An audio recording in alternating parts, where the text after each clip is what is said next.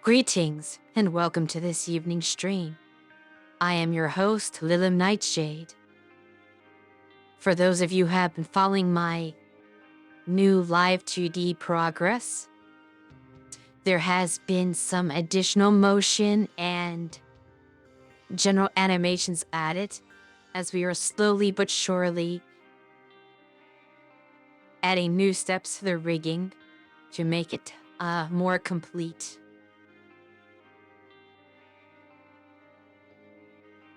Yes, I do have an idle animation now.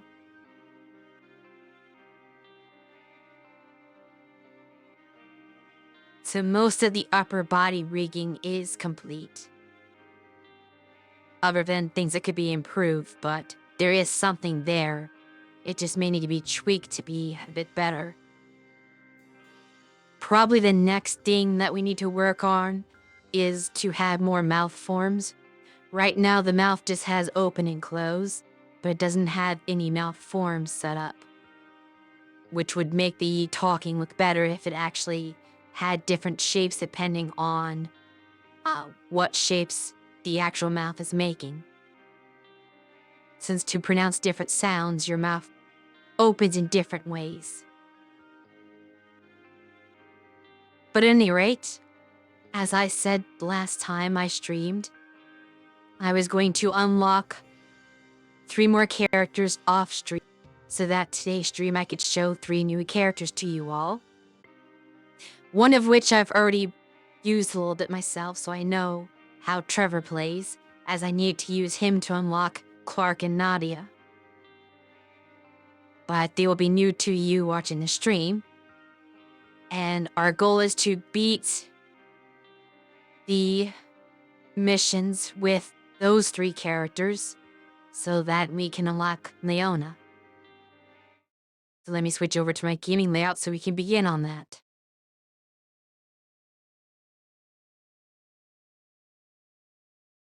Trevor's actually a very interesting character. He has a lot of ninja theming to his arsenal, but I'll go over that in just a moment once we get to the game. I do like the way he plays, though.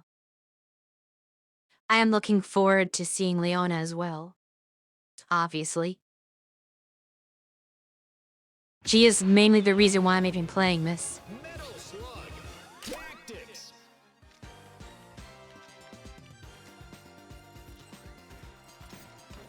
Let me go to, I believe it is here. Yes.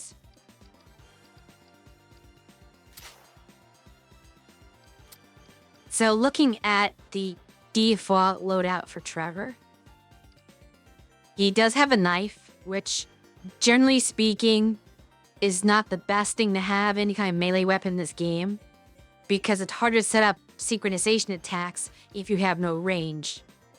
So normally I would be happy for his second loadout that I unlocked by beating the game with him having a gun. However, I feel like this is the weaker layout. Oddly enough. First of all, his gun does no damage, practically. 2 damage is very low. I'm not certain that the 4 range would make up for that. But the other thing about Trevor, at least in the run that I did, and maybe I got lucky because your upgrades are randomly generated. The first upgrade I got was one that increased his damage by 1, but the cost was that he had 1 less max HP, so he had 9 instead of 10. I gladly took that, though, because with 5 damage, he's able to start every mission by walking up to an enemy and one-shotting them. Because while there are some enemies that had more than 6, the vast majority of enemies have 6 health, some even have 5. So there's always somebody he could walk up to and essentially slit their throat to start the mission, which is very helpful. The other great thing about Trevor's kit is this skill here that is actually in the ninja layout for some reason. It moves him adjacent to the enemy and does 3 damage, but if they do not die, he gets another turn. This is huge, because obviously if it finishes them off, then they're finished off no big deal, you're fine. But what you can do for the enemies that do have more than 6 health is to use this skill to do 3 damage, and then if he had the 6 damage knife, you can use the melee attack for your bonus action, since you're right there anyway, and it would finish them off, because no non-boss enemy in the game can have more than 9 health. So that guarantees a kill. So essentially, with the bonus damage and this skill, he's guaranteed to be able to kill any enemy in the game. Single-handedly. And that is why I think it's very unusual that this is a starting skill for the loadout that gives him a gun. This makes no sense to me because this synergizes better with the knife since it puts them next to the enemy for the melee attack. Why would you want to be next to the enemy when you have range? Using guns has a completely different set of tactics. I do not understand that. The other thing that Trevor has, at least in his default layout, is the ability to mind control enemies for a single turn. This could be really good for crowd control, because if you cannot finish off an enemy, or maybe you have a couple enemies that are in range to get hit by this, you can do minuscule damage, but they will not attack you the next turn. They will attack themselves or other enemies, or just wander aimlessly. It only lasts for a single turn, but it might buy you an extra turn to get your characters in position to finish them off next turn or something. So that is a very good skill as well. So essentially, I feel like the classic loadout is superior to anything else he's going to have. Maybe this, well, that one's a weaker knife. But this one might have some potential. Anything that's a melee one could have some potential. But I feel like this is going to be his worst layout. I'm still going to use it because I had never used it before, so I'm going to try it out. And we will see how that goes. But I think with my final run, when I have Leona unlocked, I'll pick Trevor again and show you his classic layout just because I want you to see how good it is when you have all the skills synergizing with one another. Because he is honestly the best character in the game so far.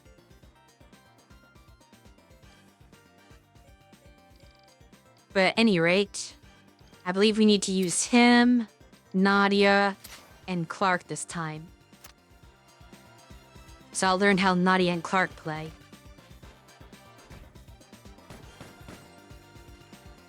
And I had to switch to the ninja loadout. Despite not being very confident with that.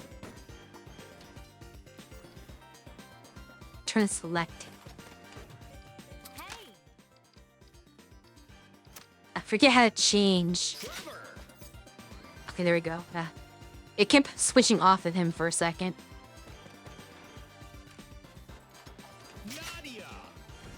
Looks like she's very tech-focused, so that should be an interesting playstyle. Clark, I expect to be rather boring, but that is what you are to expect with the Akari warriors.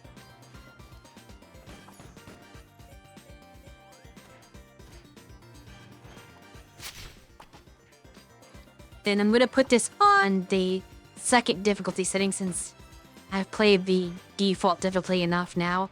Let's see how harder difficulty will fare. Let's go.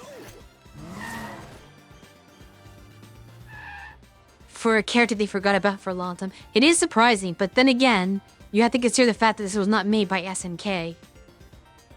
So that might have a factor into it. Maybe whoever made this game actually was a fan of Trevor. But at any rate, I'm going to try to do this in the minimal amount of regions so that we can get to Leona as fast as possible. But I have to consider whether or not I feel my units are strong enough to take on the final boss. So, it could be a 2-region clear if I think I can do it. But if I feel like I need to take another region just to ensure I have strong enough units, then I will do so.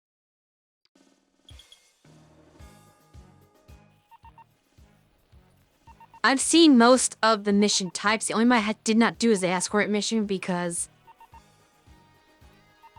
I'm concerned about failing that, and I would rather not have all my progress erased just because of a dumb escort mission. If one of the first missions you can pick are an escort mission, I may take it just to see it, since there's minimal risk, but I'm not going to do it halfway through a run. I did do one off-stream that was never shown off-stream, which was a protection one, where there was 4 NPCs that you had to protect from mummies, rather, which was difficult, but only 2 of them had to survive for 4 turns, and usually only one of them was in range of a mummy on a given turn. So even though I did lose 1, I managed to save the other 3. But I'd rather not do that one again because it was not the best of missions. But the NPCs only had 5 health, and the mummies can do that in 1 attack. So basically, if they get hit at all, they are lost. And I'm concerned the escort mission is going to be the same, where the NPC only has like 5 health and would die in a hit or 2. This is the same thing we had before.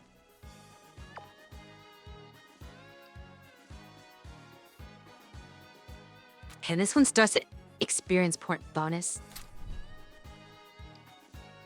Kill designated target to win in 3 turns. Simple enough. I could probably manage that unless the difficulty spike is more significant than I expected.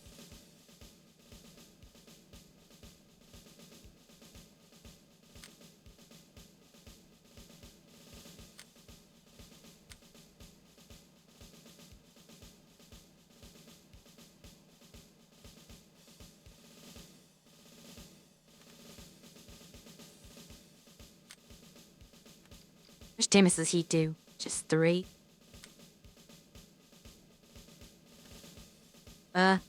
It's gonna be largely up to how I deploy my units, I think. Mission start.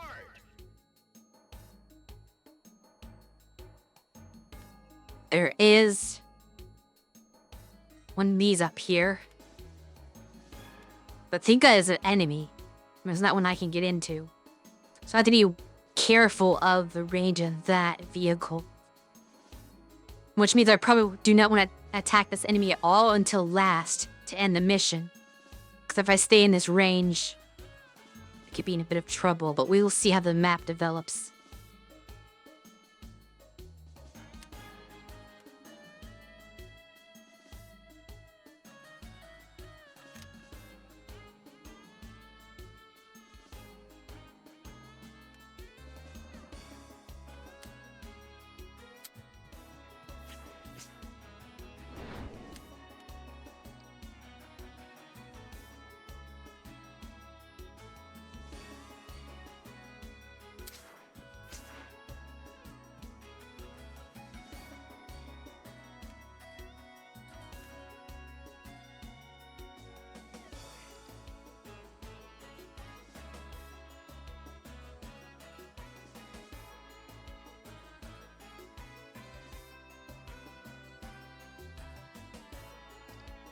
Unfortunately, if I use this, I lose my attack.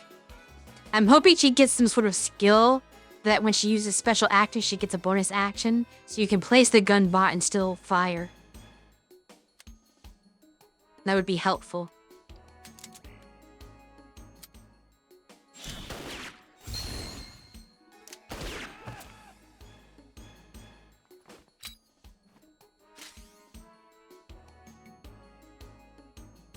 I don't know how the mines work. I assume it only activates for enemies.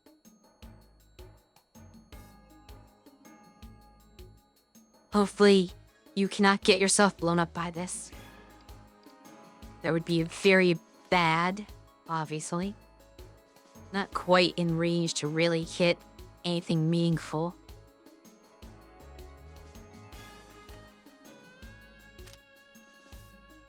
A hold off on that.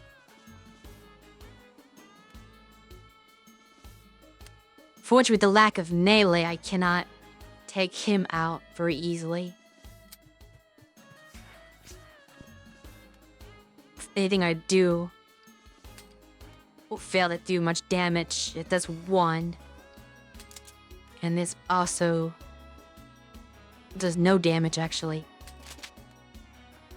Shotgun would just destroy the cover, nothing else.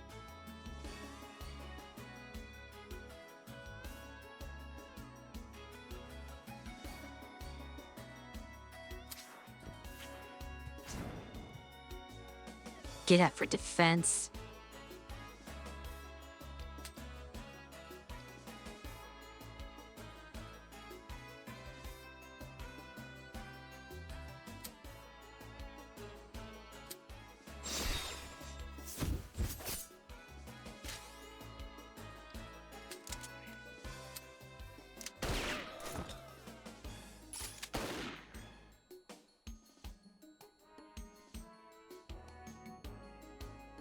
So would they shoot the other way behind him? I'll have to keep that in mind.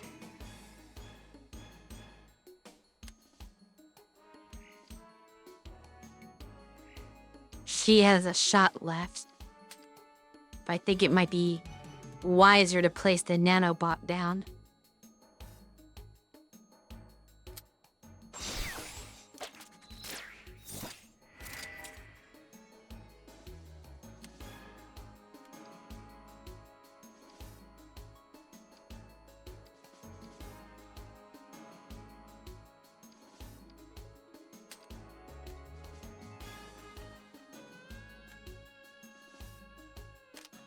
Interesting. I can also move it to a potentially more advantageous position.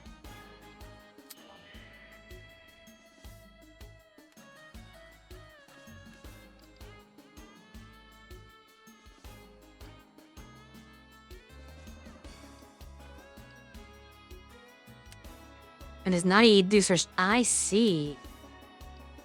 It consumes her handgun to do this. Interesting. Cannot understand that.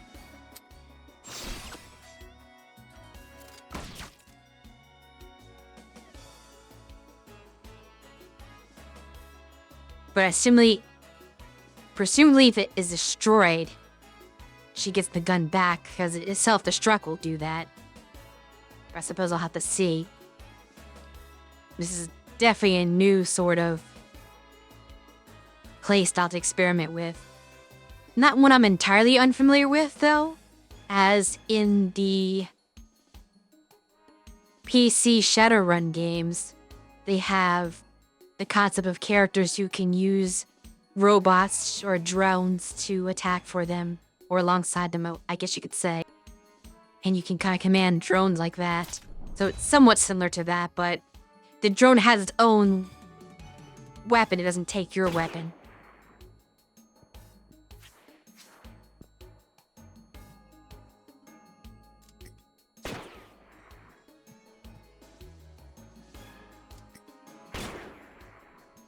That drone is not long for this world.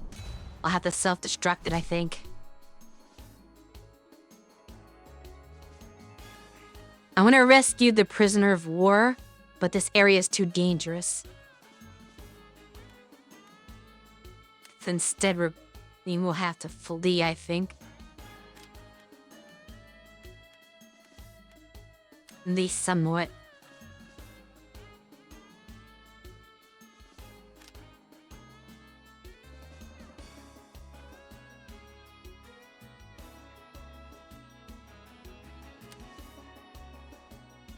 I'd like to get her off the mine anyway.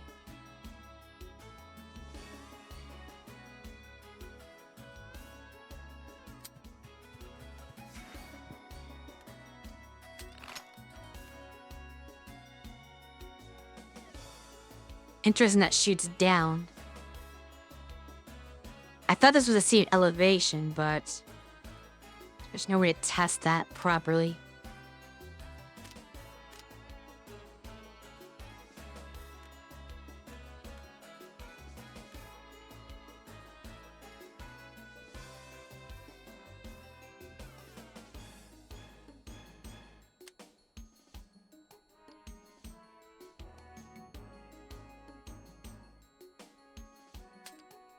Let's arrange all this work.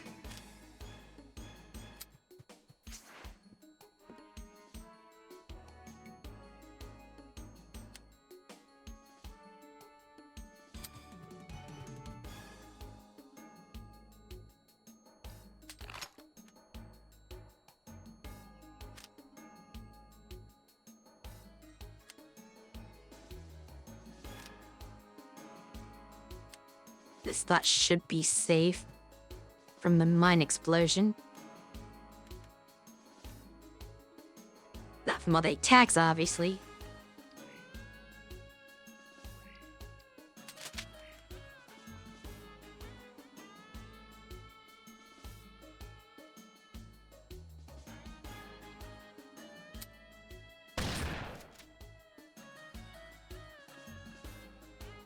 Much more I can do with him.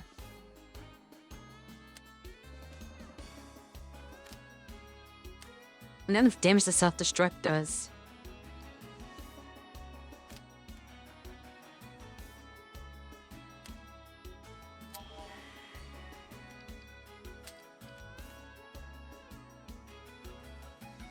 Does it not do any damage to the enemy?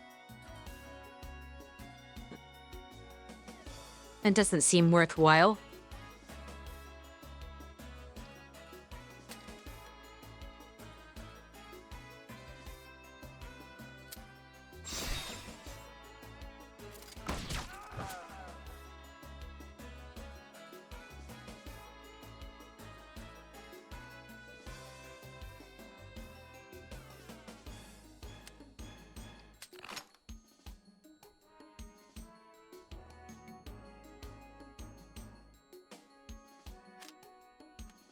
Fortunately, nothing I can really do this turn, which is going to make it very unlikely that I win this in 3 turns to get the bonus experience. I did not plan my routing very well.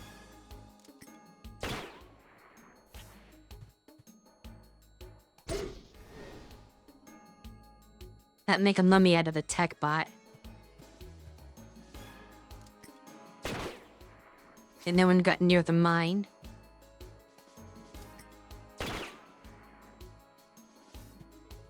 At least he came in a position where he will be easy to kill.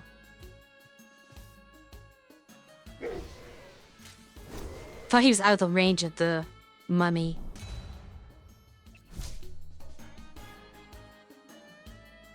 Must have been because of one of the other enemies being in the way.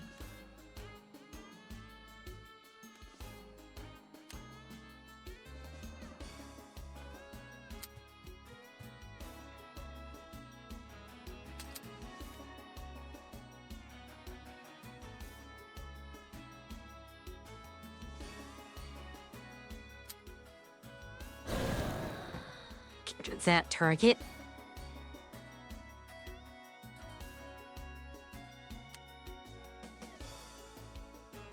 This doesn't connect. That is very unfortunate because I went here for no reason, that means. I was thinking I could go back down that, or back that way to get up here. That is not the case. I should have went up first. Just did not seem safe.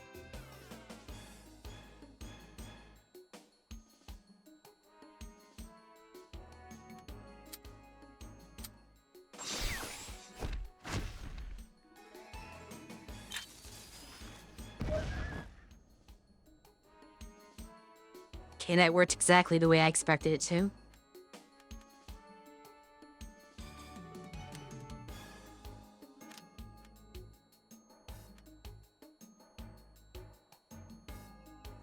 Of course, they have nowhere for my units to go.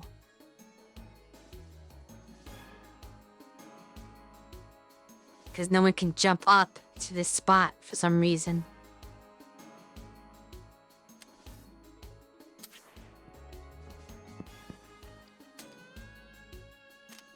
If for some reason there's no way across that gap, they go this way, my character's simply going to be mummified. That allow my units to take damage just for being in the range of this sniper here that has 1 health left for some reason.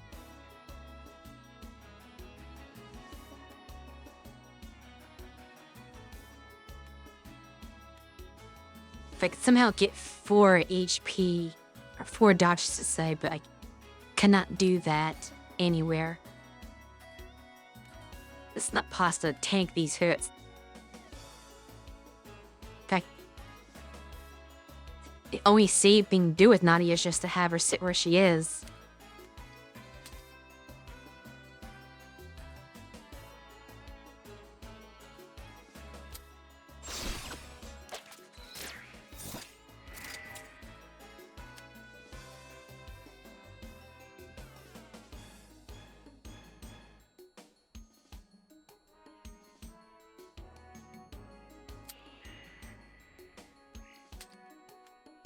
This can deal with that.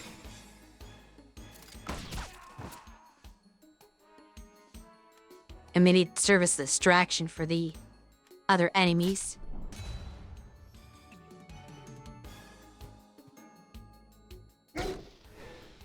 Well, wasn't a distraction for very long.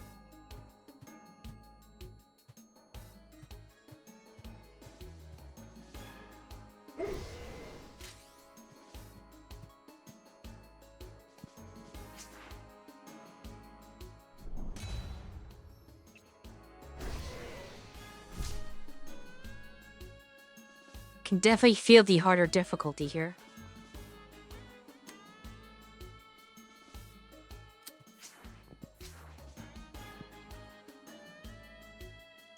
A take will hurt pretty hard, I imagine.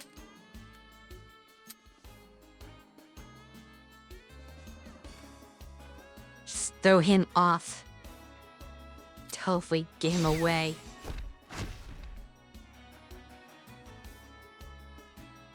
Unfortunately, it's not take fall damage. That means he cannot get up there. Which is perhaps more important at the moment.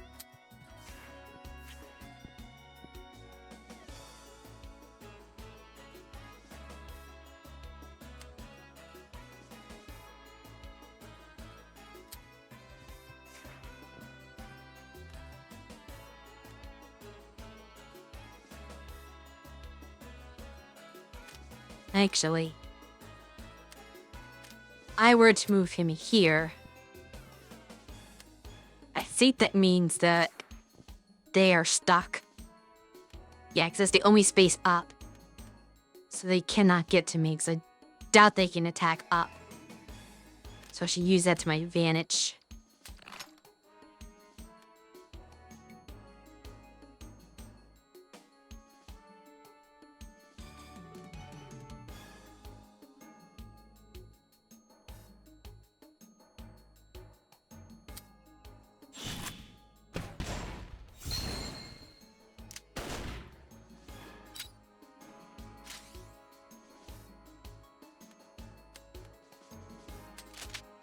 No one else can really attack that distance.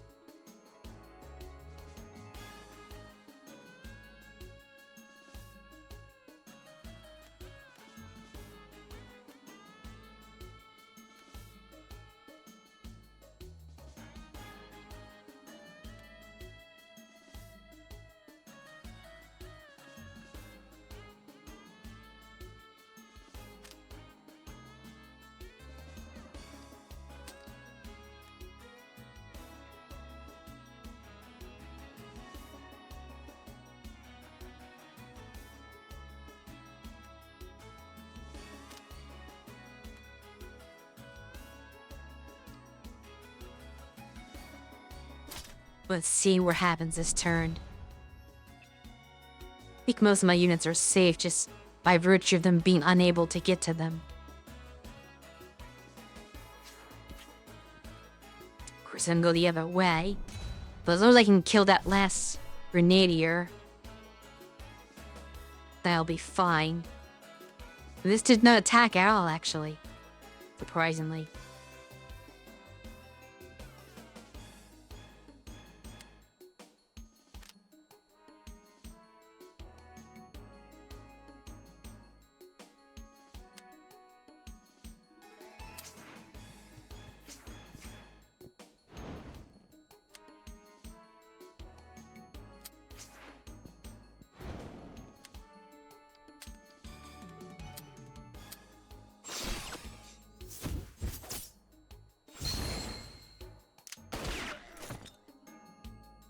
Victory! If I knew that was not going to attack, I would have went there first and gotten it in the 3 turns, but I was not familiar with that enemy.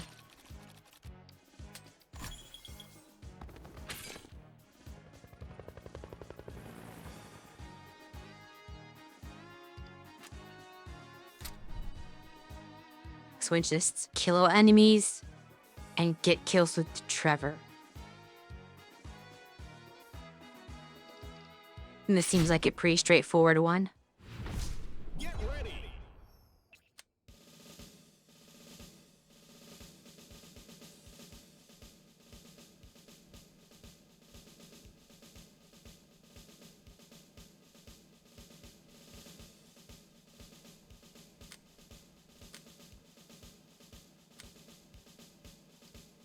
Mission.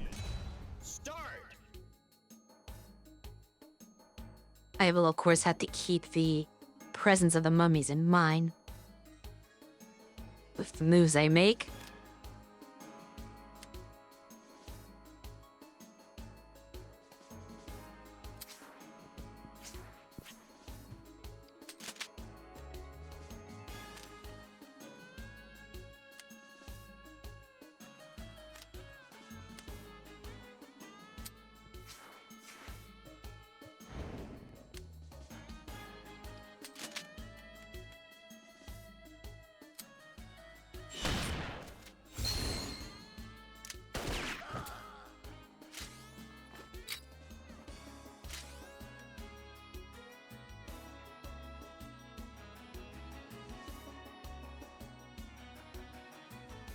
Is a bonus move from that. I will figure out what I want to do with that in a moment.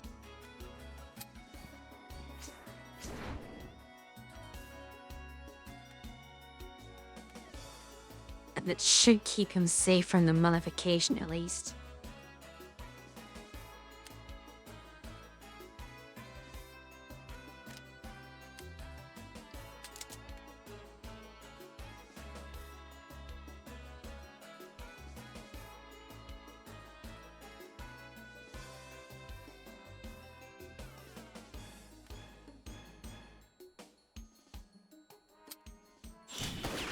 He has a mind on spot, so I have no idea what this is gonna do.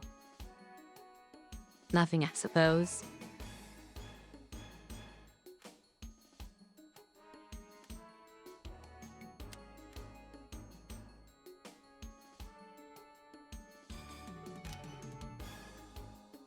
I wish I could redo that. I should have moved in here before that attack. Let me redo everything. I did that incorrectly.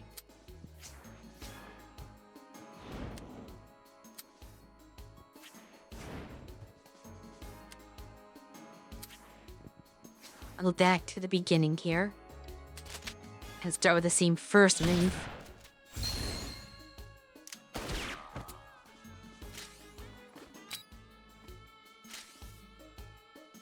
And we move him here.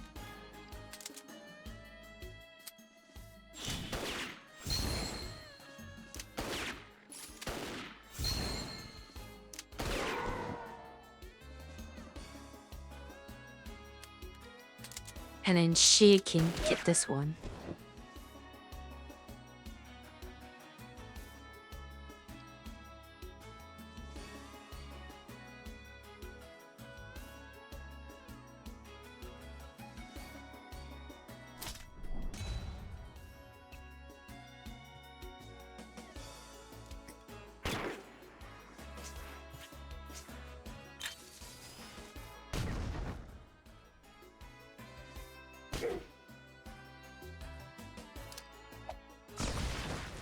I did not see that there.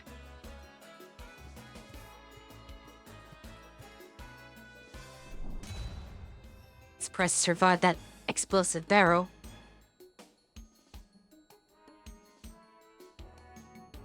So keeping Clark alive is going to be difficult at this point.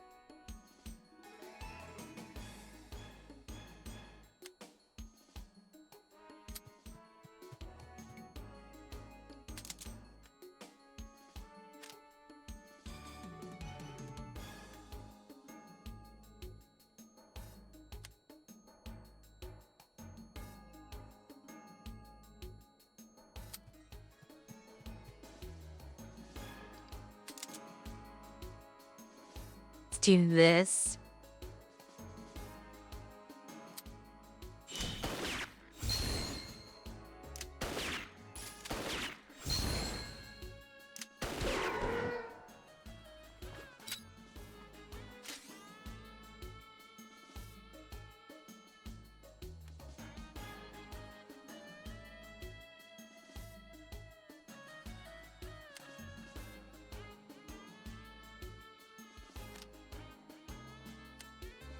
No, Rick, only over here. Interesting.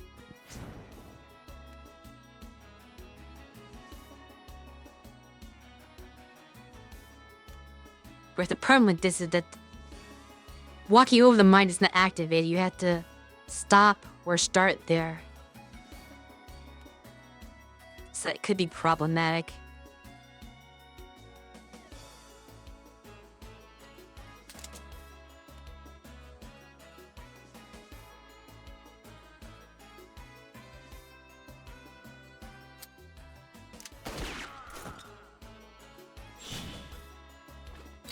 Was he gonna shoot Clark?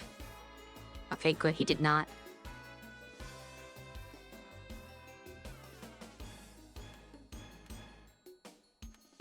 So rather than... Because I cannot move further.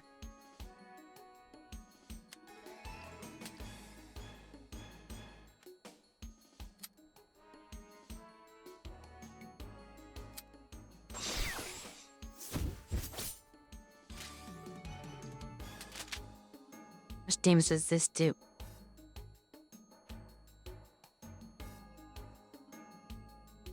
I did not mean to click on the box. I thought I was putting him...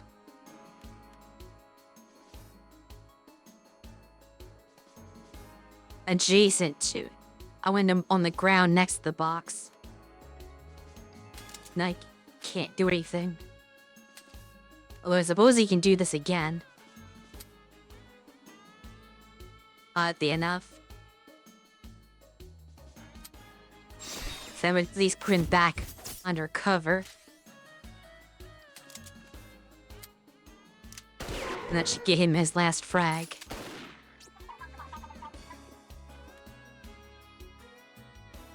Both of them should be safe. He's not exactly safe from the sniper. But that should not do too much damage. And then whoever the dog gets closest to will finish off that.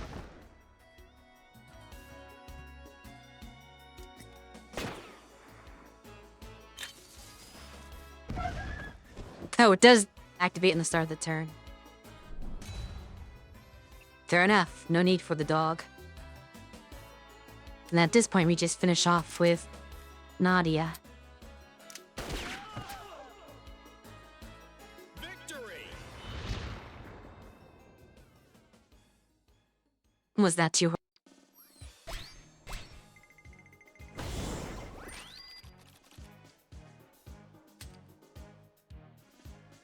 Let's see what arsenal we have.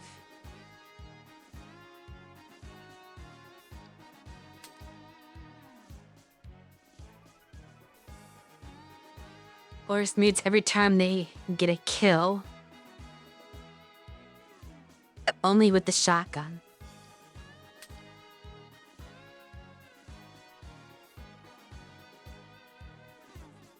They get on. Still a shotgun. We'll give it this one. These are pretty bad upgrades, unfortunately. Supply drop! The supply drop is always good.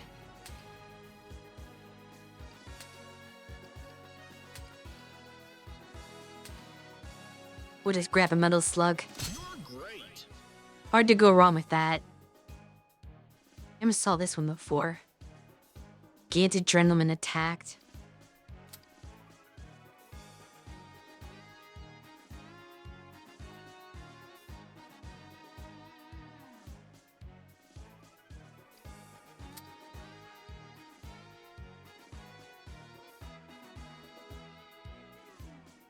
Five damage should be good since he doesn't have the knife that does that.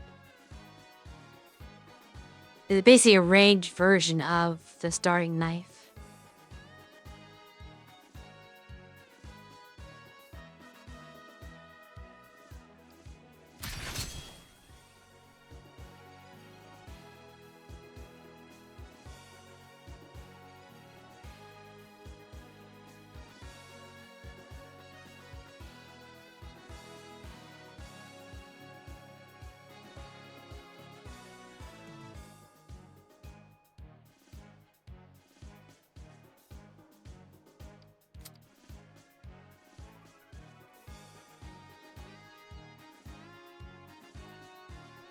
That could be useful.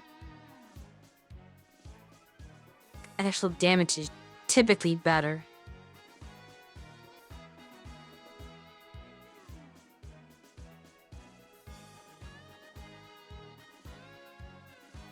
Especially if she has a bot out, because then she can potentially deal damage to 2 AoEs. We'll go with that.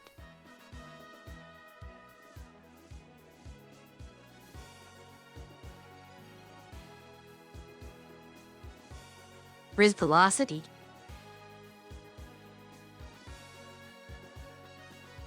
Let's see.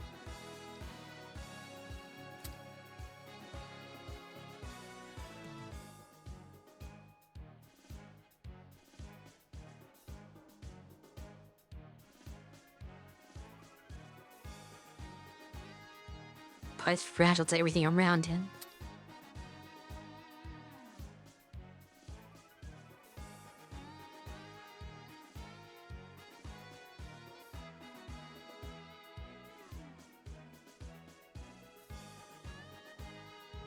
Not the best for right now.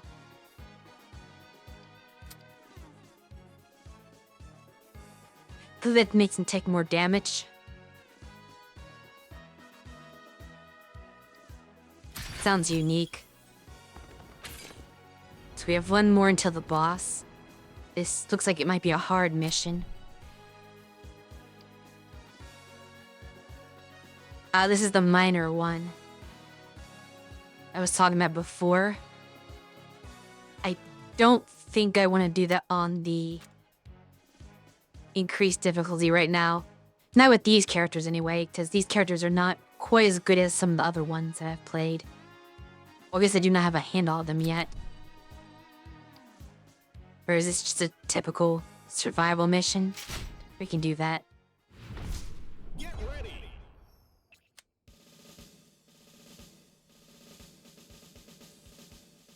Prison looks different than normal. Not just a generic prison. Well, they're army prisoners rather than the guys who have had their uniforms stripped off, I suppose.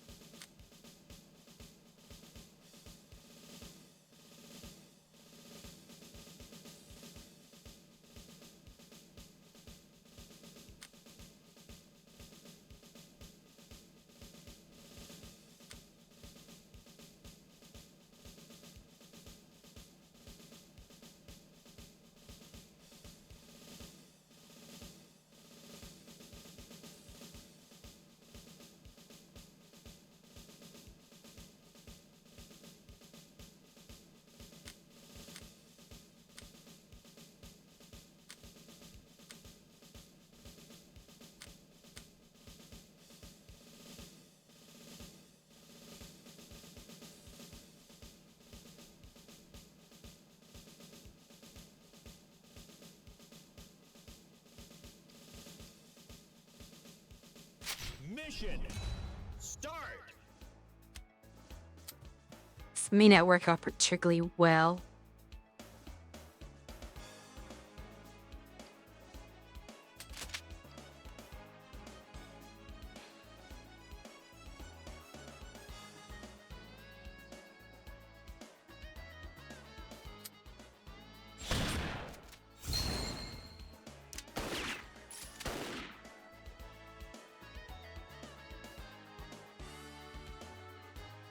Then you hit that, so it was kind of a waste.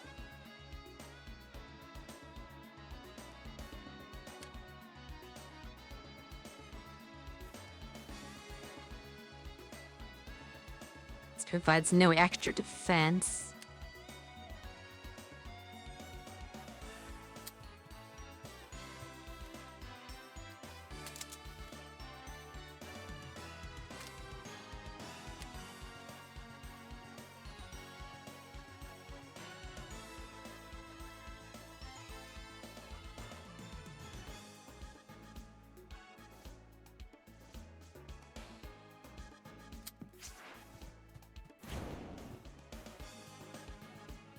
I have a semblance of a plan here.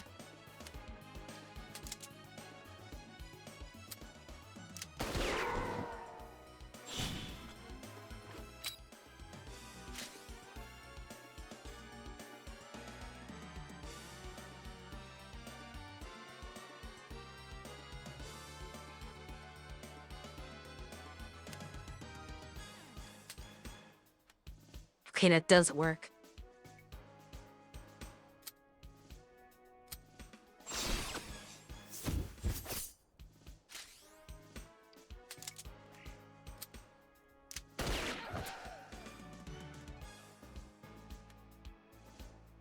The rest of me can apparently go across the water anyway. So I did not really save him for mummifications I thought I was going to.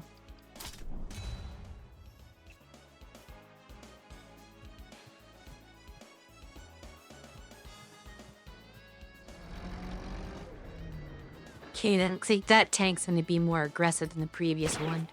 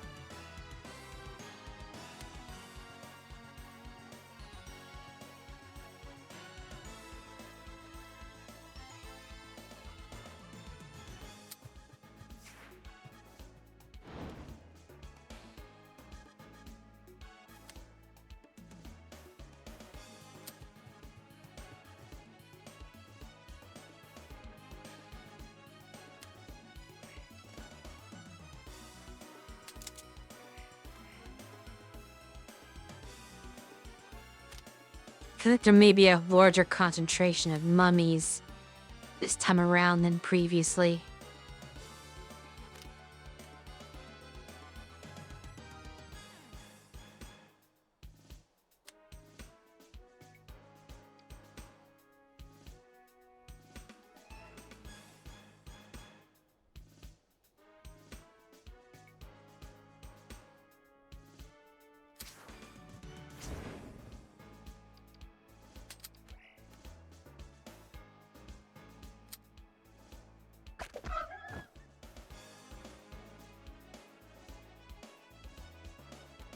A golden ticket.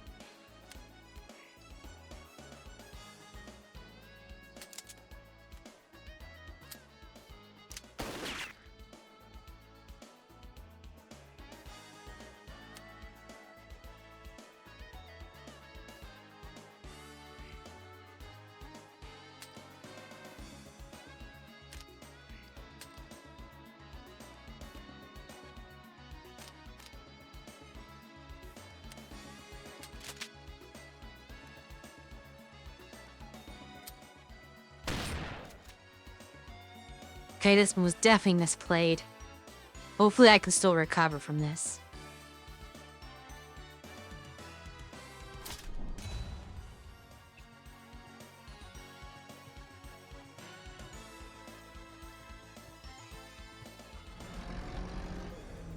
I do appreciate that their increased difficulty doesn't just raise stats.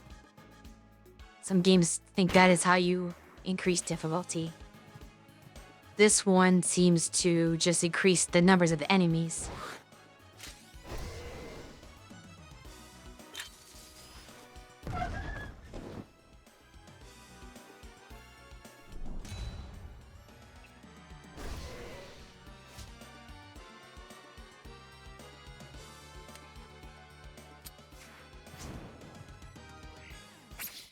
Thank you.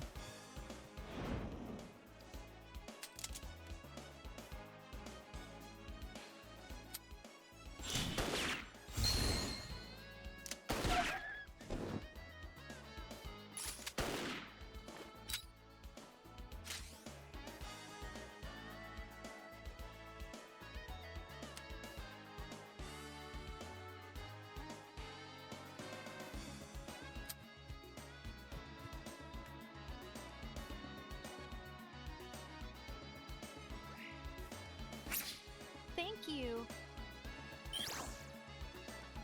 There's a new sound clip.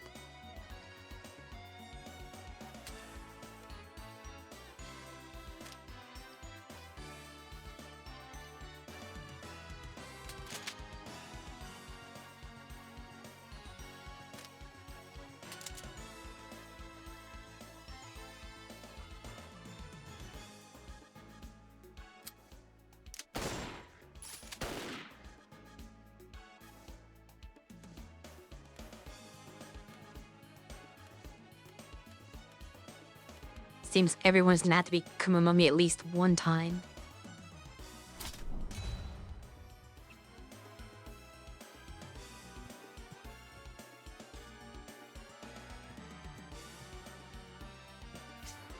Not sure if Nadia can survive all this. If I'm lucky, maybe the scouts will block the way for the dogs. It's like that's exactly what happened.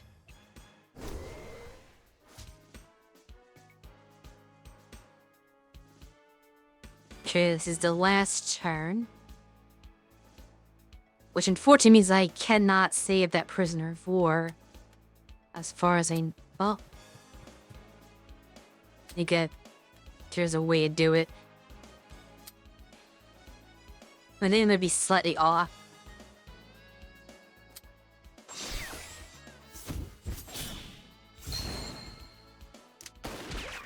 He does not get bonus move for that, as far as I know. No, he does not.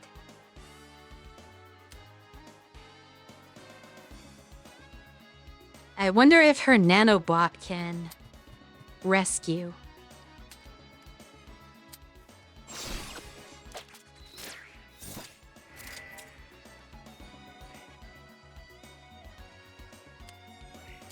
Thank you. It can.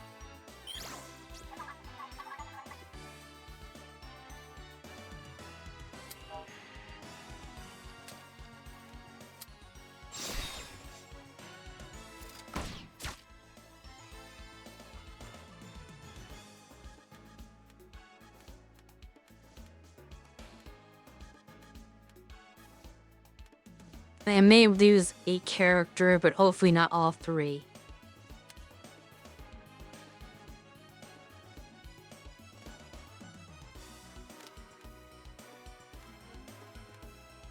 Did it turn around? That is fortunate. Okay, so he is immune to the dog fire.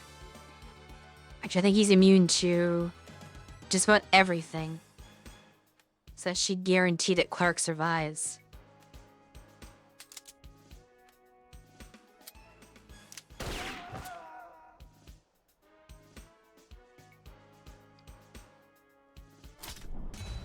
And that should be enough.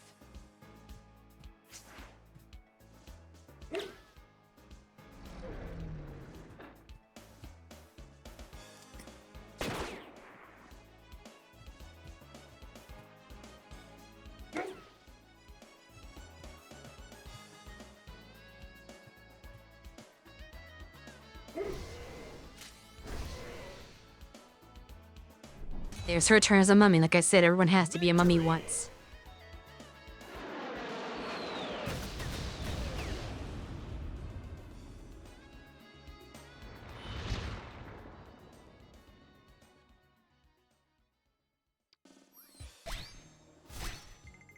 Did they never level up? Supply drop. We can get a second metal slug.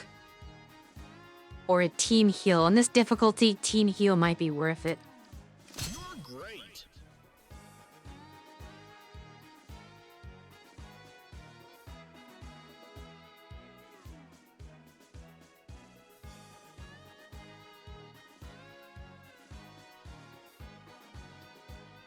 This move, oddly enough, could synergize with Nadia's mines, since the enemy can die on their own turn through the mine.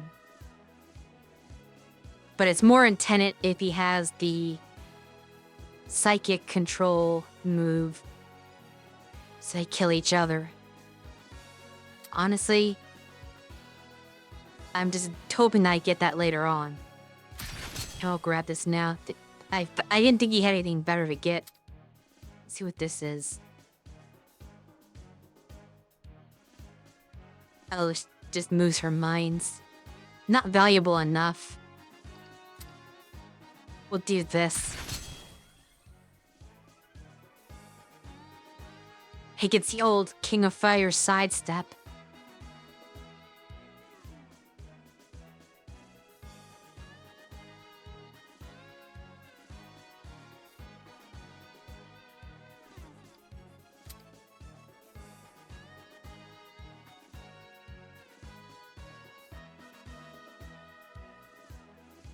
This just moves him and gives him another action. Interesting. I guess in case your regular movement is not enough. Both of these are actually pretty useful. I think this is better if you have a loadout where Clark's main weapon is melee though. Because then he'll need the extra movement. Whereas the gun, he doesn't need it that much, in my opinion. And also we are in an ad break. So I'll just choose my ability and wait for going to the next mission. Which is actually just the boss fight.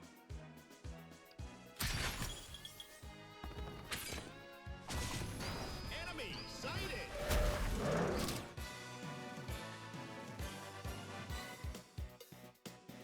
I've had a tendency to pick this map because it has the easiest boss.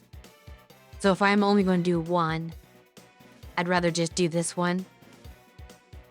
I don't think I've ever went back to the first area again because it has the most annoying boss for me.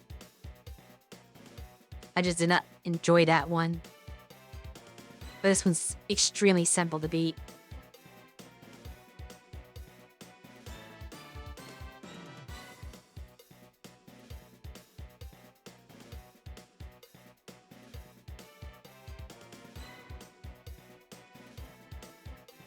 But I think if I end up gaining another level on this fight, I'll go straight to area 4.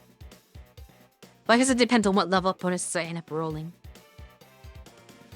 Because if my characters don't seem like they're strong enough and have good enough skills to trivialize the final boss, then I may have to do another area just to buff them up a bit. Because obviously if I fail this run, I have to start over again and do not unlock anything. So I'd rather actually beat it even if it takes me a little bit longer.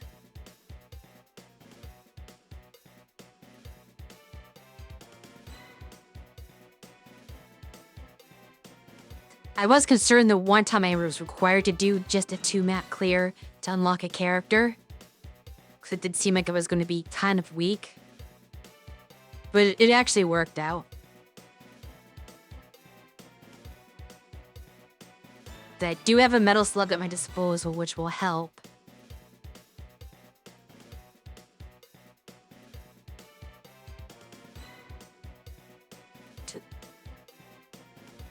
My tentative plan is, what I did with the last 2 run clear actually, was to wait until the second form of the final boss. And when it starts getting low, actually that wasn't a metal slug case. I think I had the airstrikes, and I just spammed a couple of airstrikes at the end to finish it off. But I'll apply a similar principle in the second form with the metal slug by having it just unload its 3 attacks.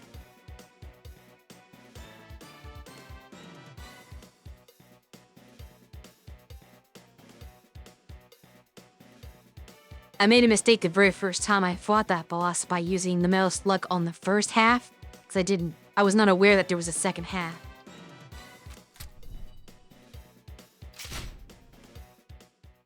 This time I know, so I will not do that same thing.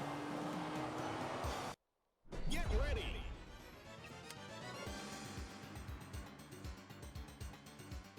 Where possible. Oh, this is gonna be a little bit annoying because of this stupid thing.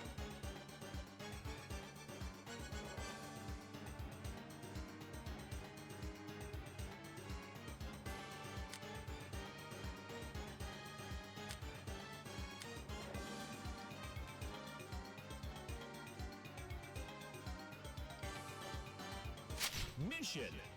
Start.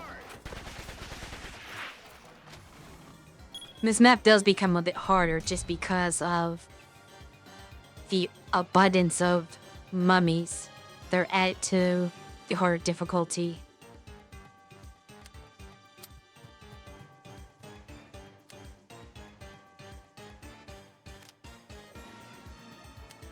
It works.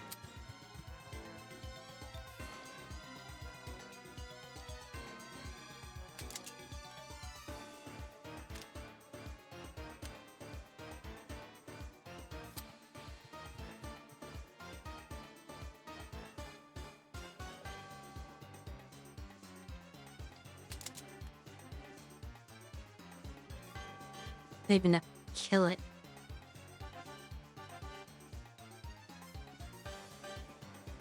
Oh no, that's the map. He only has 5. I'm definitely missing the default Trevor.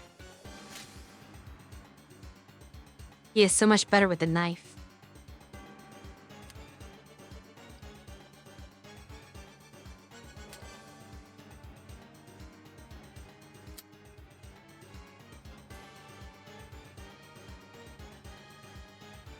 Oh, that'll do in that enemy.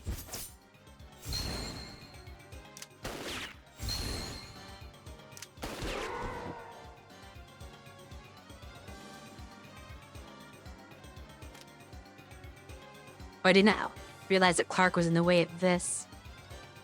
Oh, I didn't give... Now I really wish I gave him that move where he is able to jump into a specific location. The best I could do is sidestep. But that will not completely mitigate the damage.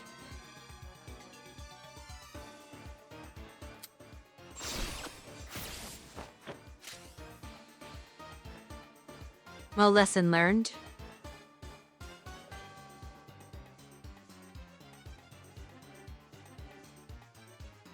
We get a bonus action to do absolutely nothing.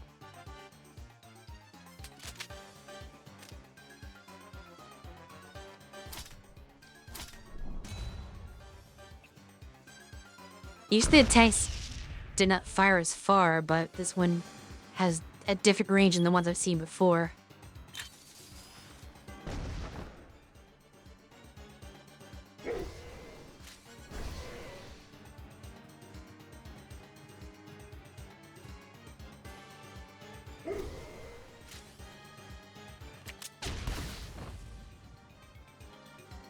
Actually hit its ally.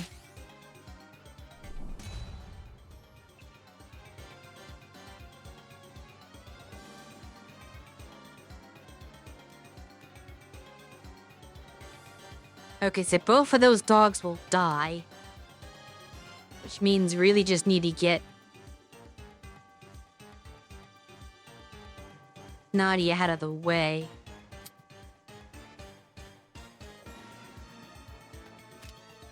Fret that dog hole. That dog's not in range.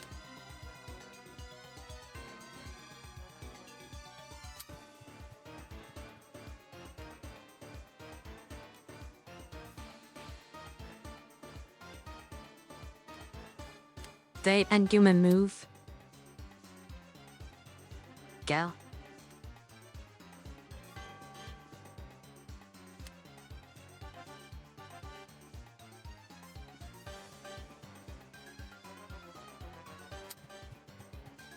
Not much she can do.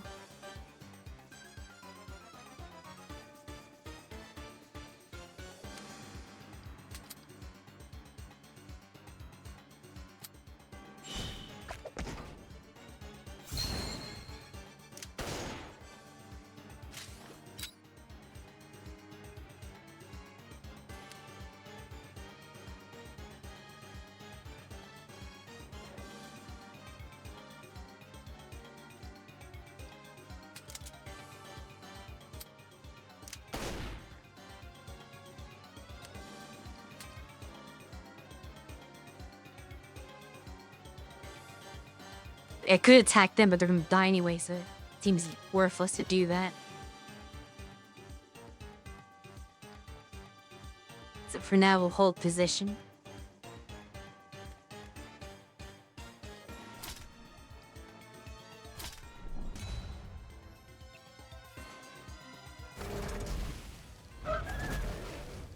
It's always good when you can get characters that have bonus actions that allow them to do things when they cannot attack. Yeah, everything's gonna be gone.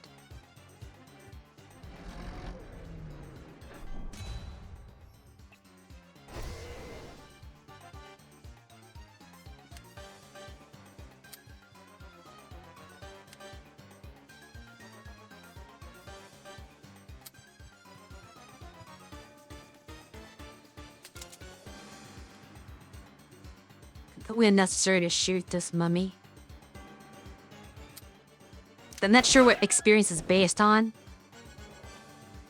So it's possible that getting more kills will get you more experience at the end.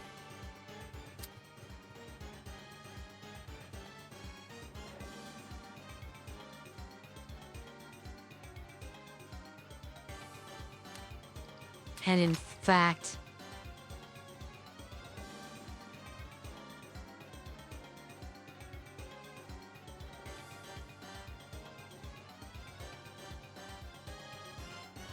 sure. Oh, I see. It's just that over there. Just do a little bit of damage.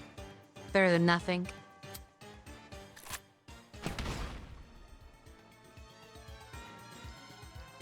Okay, that should be all I can do with this turn.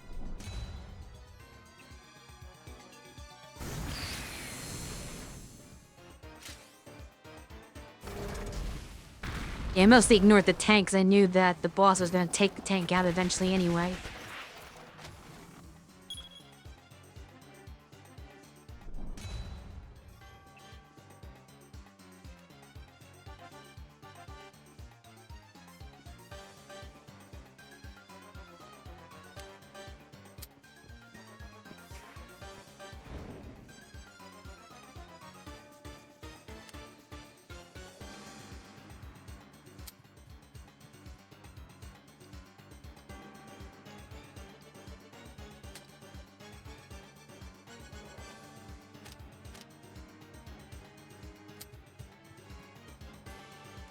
That doesn't work.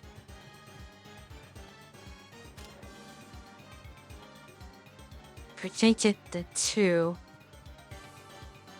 Which is more important, I think, is to make sure he has a defense.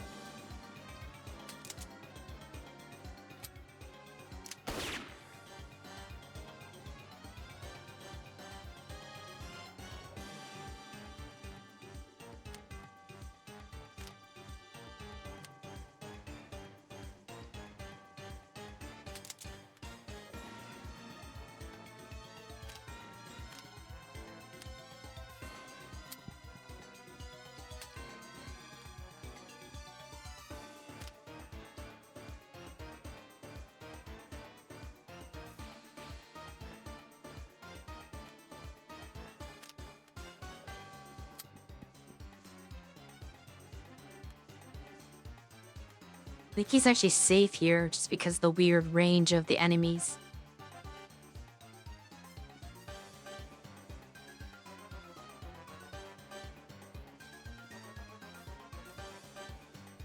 Other than this enemy right here, I guess.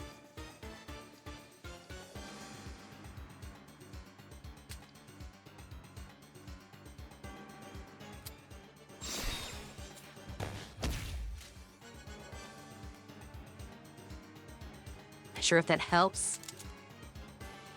Actually, it does help. Oh, he can shoot him too. For some reason, I thought he couldn't participate because he's in a lower level.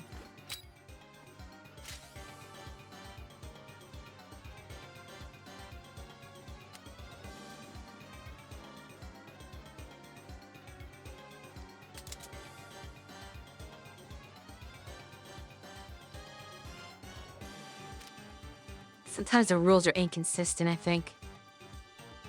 I wish I knew that, because I would have had him attack instead, and had her attack the boss. Then I wasted his bonus action.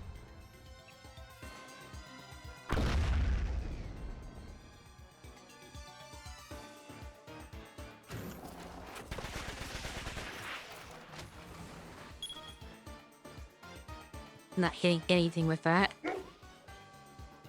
Okay, he's in no trouble. Just due to the fact he's... Okay, he's not boxed and he was not smart enough to keep him trapped, so now he can move freely. And that is not a very smart tank.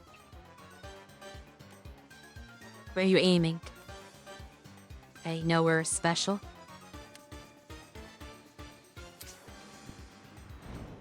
You're fine with this.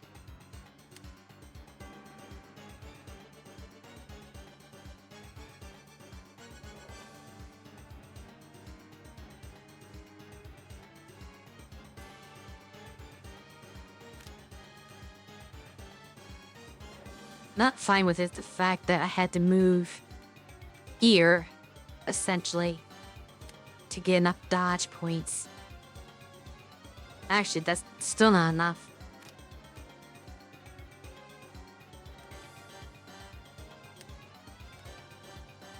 And that doesn't count as cover. There's nowhere I could safely evade this mummy dog. So if that's the case, I might as well participate.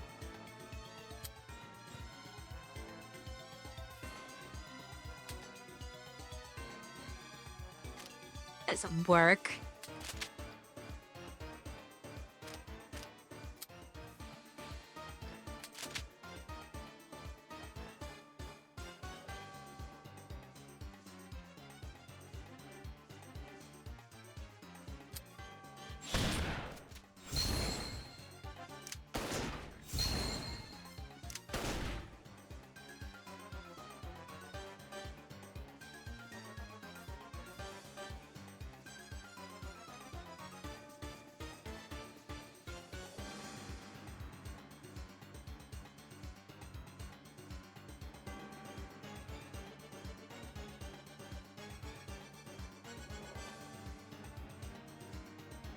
I thought that was supposed to... Maybe only if it's a kill does it give bonus move.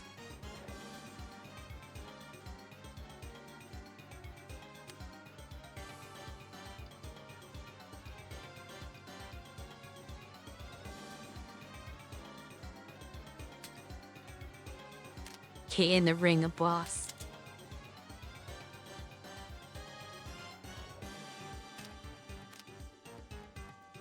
Can Clark not shoot him from here? I thought he participated in that last attack. Oh, it just doesn't show correctly.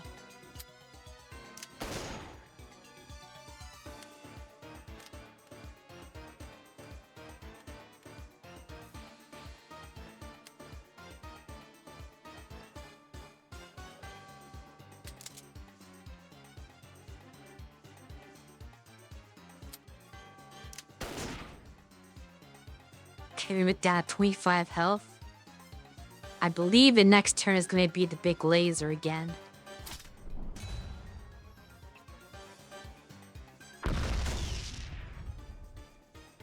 Trees, as long as I can get to cover, which I'm kind of far away from the cover, so I'm a little concerned about that.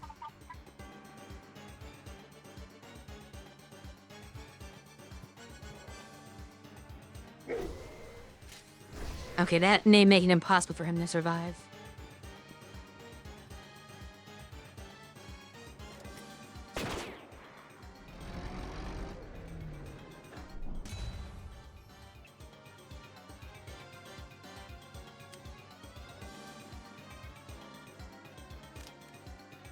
Look at Shiga.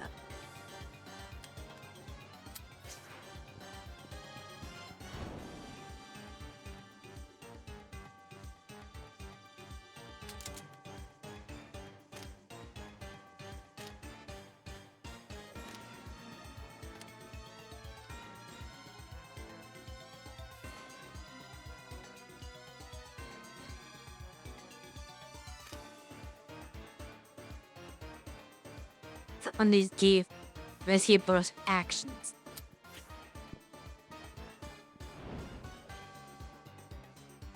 And then he's moved Quark, unfortunately.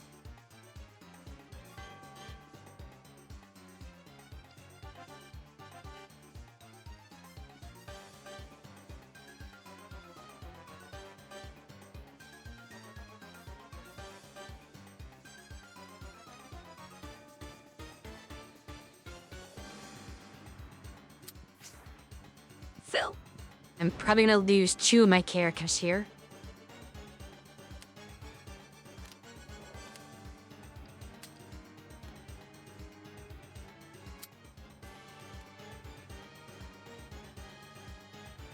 At least puts you into the death zone.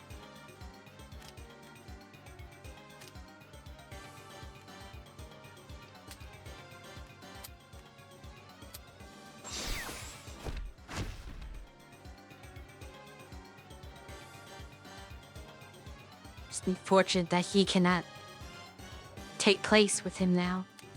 This is why Theo would be great, because Theo could just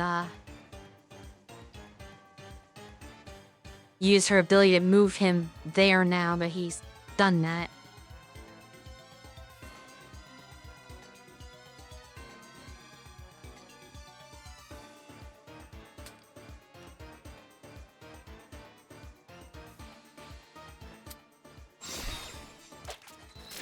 Not sure this will be of any use.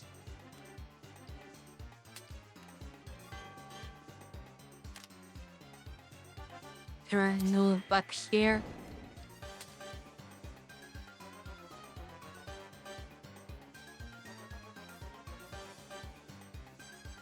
Thought I I guess I didn't do a synchronization for this turn.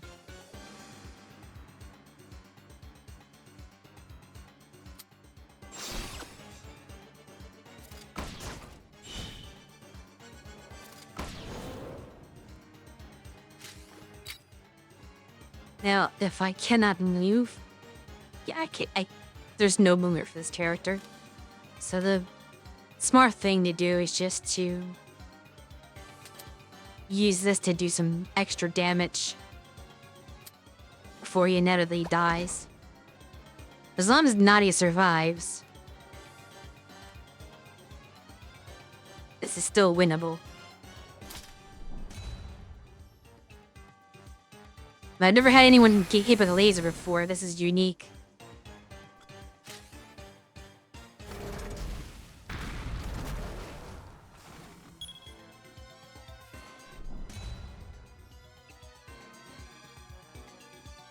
Let's revive them.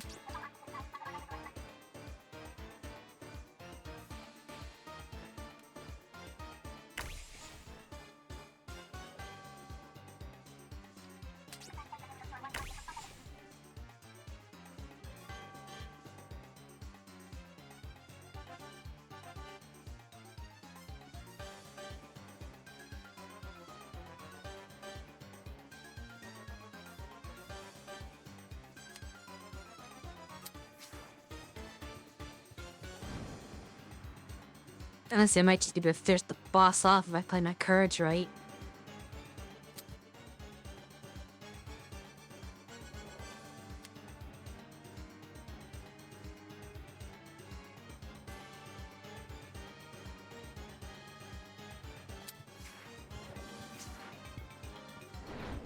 Don't think I can hit anything from here, though.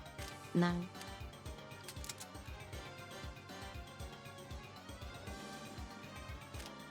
So does not reach.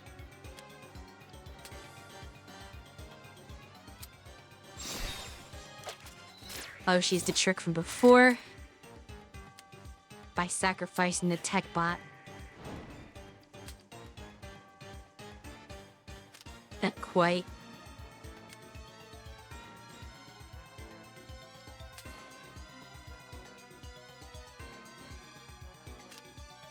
Not close enough.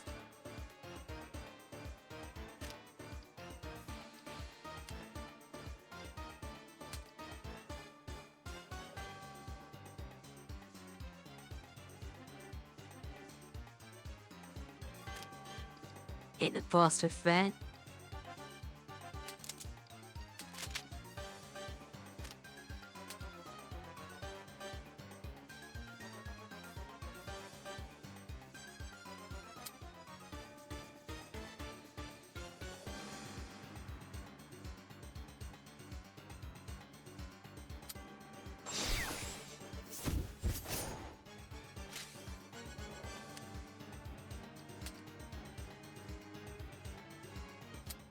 That'll do it.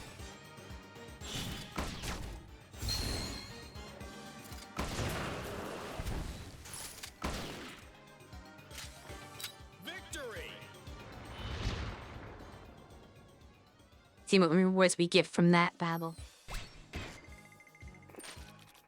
Not even a level.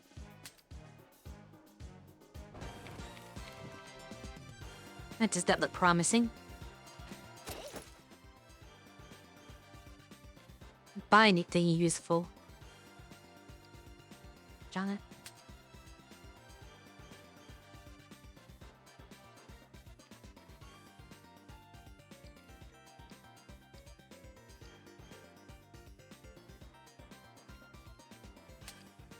And he's like any good. Trying to do you 1 damage by giving it in exchange for no range. Yeah, these are all terrible. That gives adrenaline. That's just to refill their weapons. It's another heal. Yeah, unfortunately, my roll here was not very good.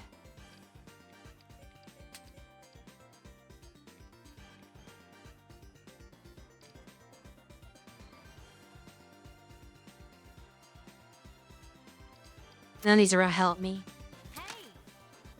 See if I upgrade any of these.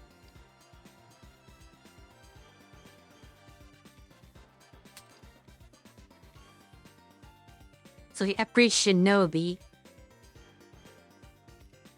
He'll do 4 pointed damage and have a bit more range. That might help with the fact that the gun is a lot weaker than the knife was. That's probably worth the upgrade. Not a game changer though.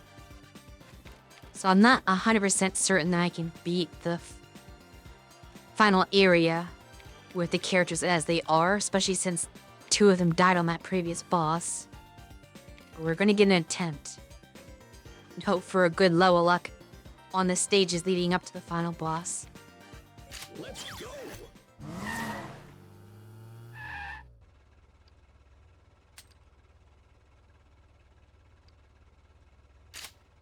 I do want to get to Leona on this stream and not have to wait till another stream.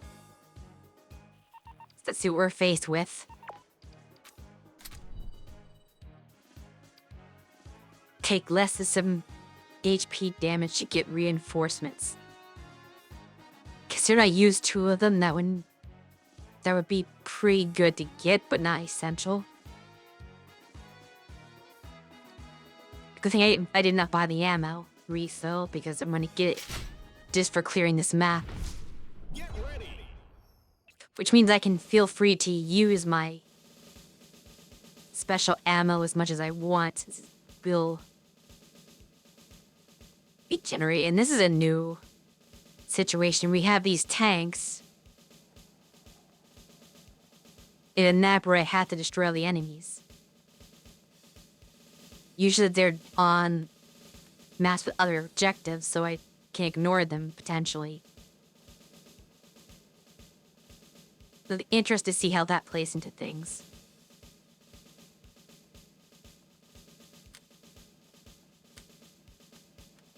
These guys are always the worst. I should swap Clark with him so he can take care of that guy.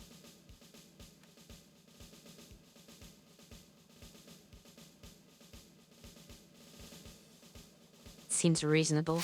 Mission. Start.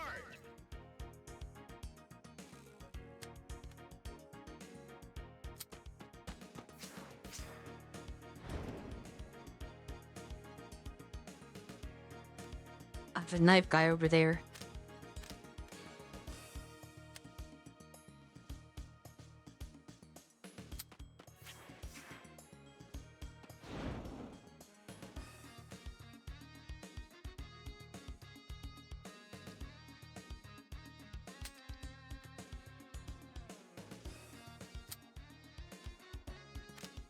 Actually, before I do that, yeah, going behind him would be the best.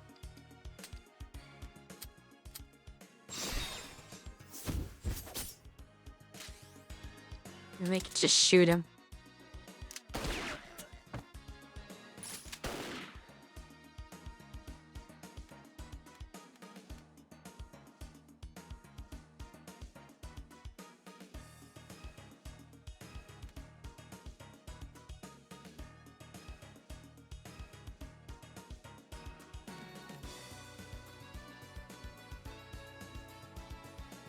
have to find out a way to be able to take 4 damage from whatever I do.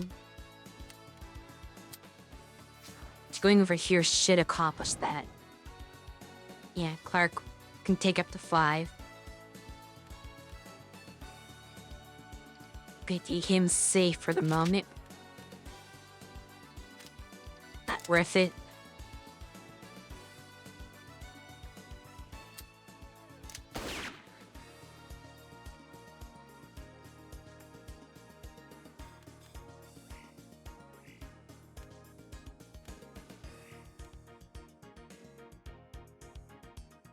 Where's the fault area for this, I wonder?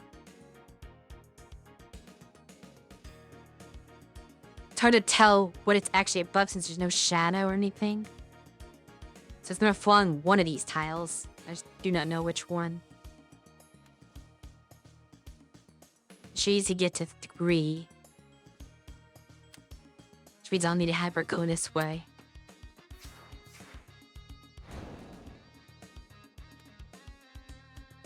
I'll keep her safe. And then she can tech bot.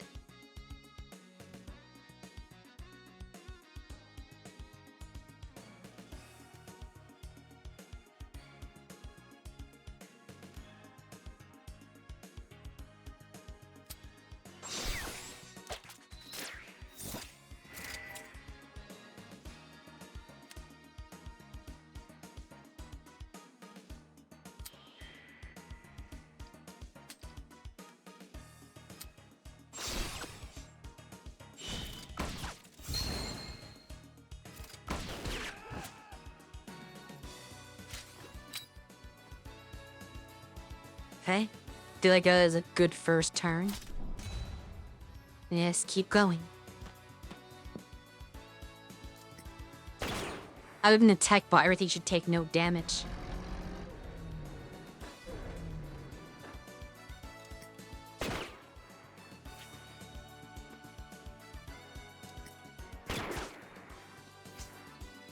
I forgot about that one there. Well, 1 damage is not that bad. I thought he could not reach.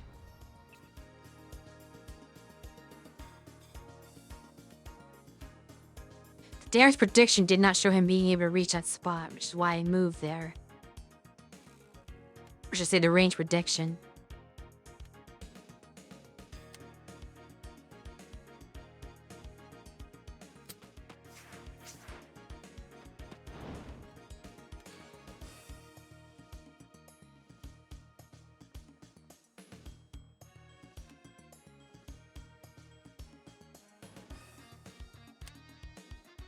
I'll just sacrifice Tech Bot to start on damaging his health.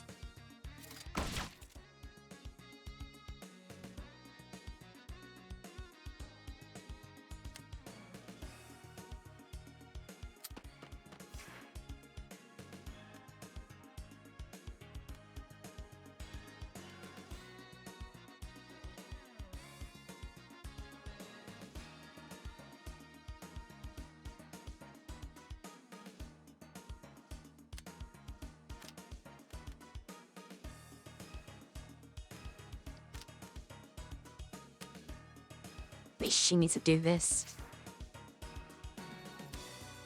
I feel like I need him.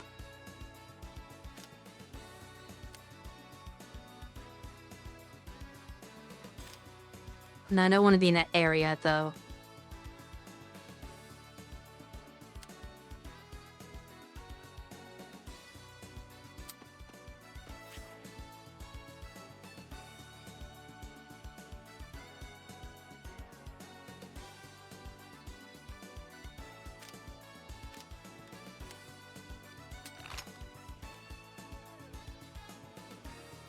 Could hit anything.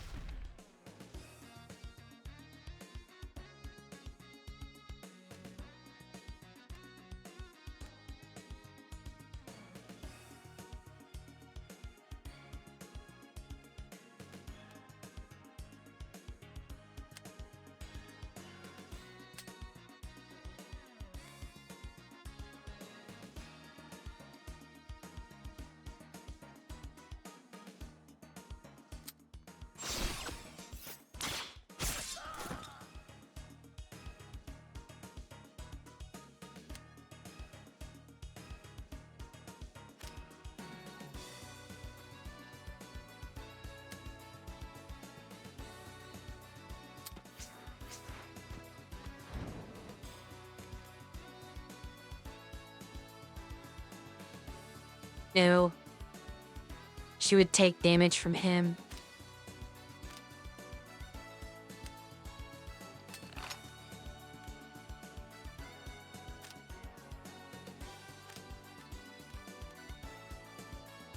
I think she can stand on the box.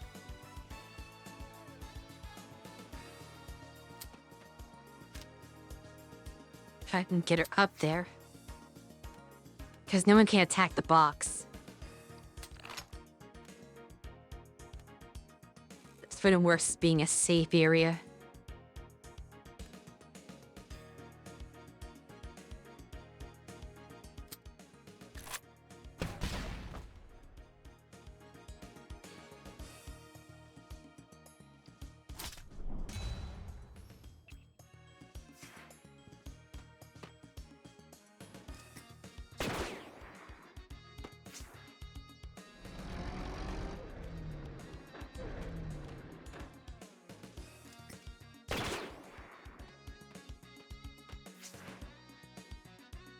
Vulnerable stance effect really hurts.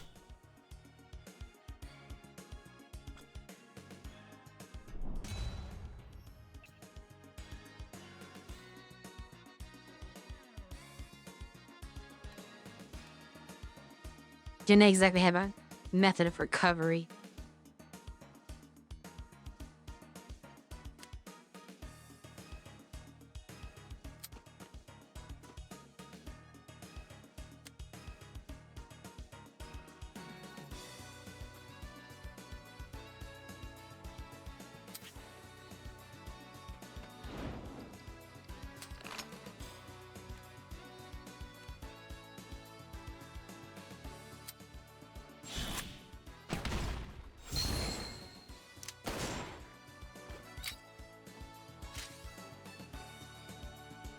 Well, I have to wonder, is Clark capable of doing an Argentine backbreaker on a tank? Can he suplex a train? I believe the answer is yes.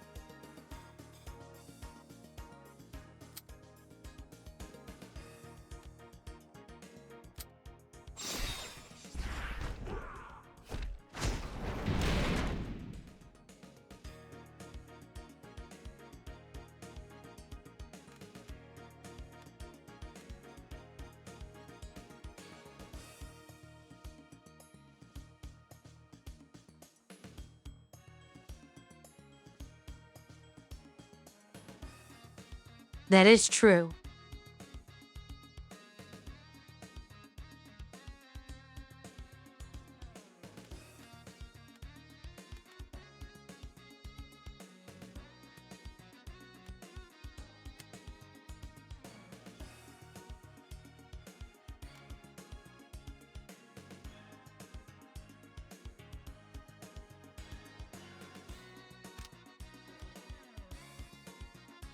What are the odds that he flicks a switch and drops that on me? I still don't know what that is over. Oh, it's this whole area here, okay. Fair enough.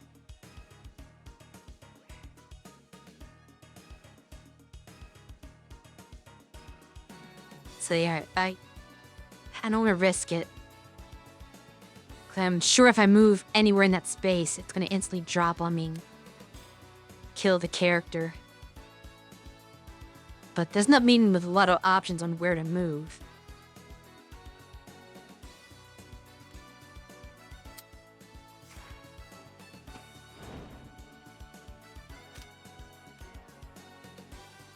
Go over here. Either way, Trevor is gonna be in some serious trouble.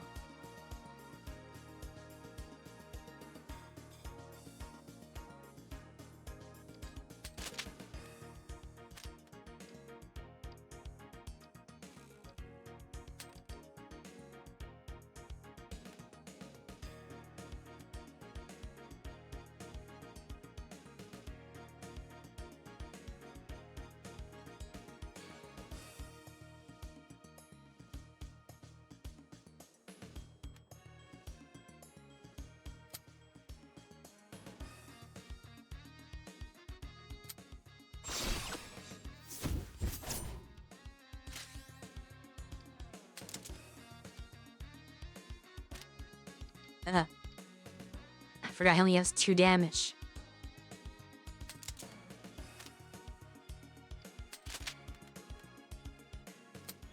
Use this. I should have done that the other way around.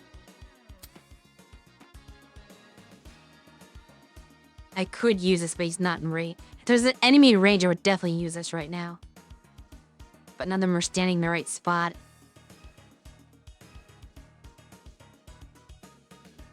Trying to move the camera and it's... What is it doing?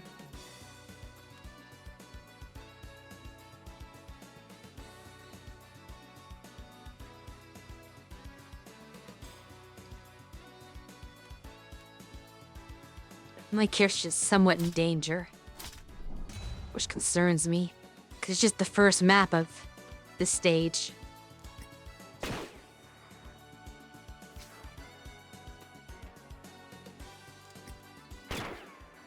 At least she's protected, and he is somewhat. Especially when the corset blocks his escape. Because the tank is sitting over the sewer entrance that would stop him from... Oh, there goes Clark. But yeah, that would stop him from... That stops him from going down and over this way. But what I can do now is take advantage of this.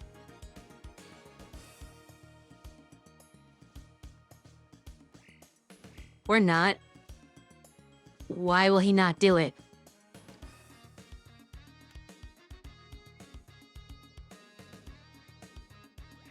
I'm clicking on this and it's not using it. Let's click on him first. There we go.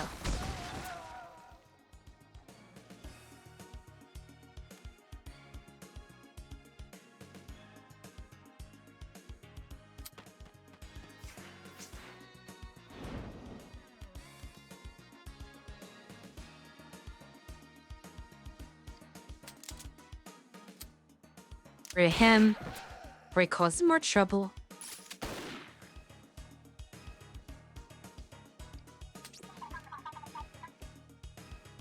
I'm pretty sure I failed the take less than 7 HP damage, obviously. So we'll not be getting any more revives. I'm having to burn another one here, so I have 3 for the rest of this run. Not the best news.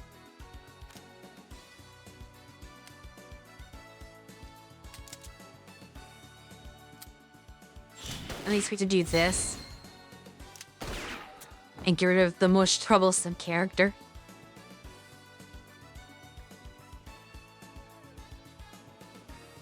That is somewhat bad for her because she did not move at all. So she has 0 dodge.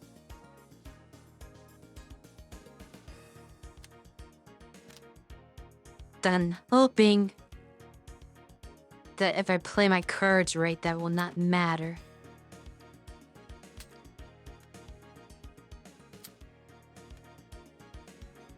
Just toss this guy away. And that leaves nothing in range to attack her, at least. He's the only one that's in any bit of danger. He'll take me 1 damage.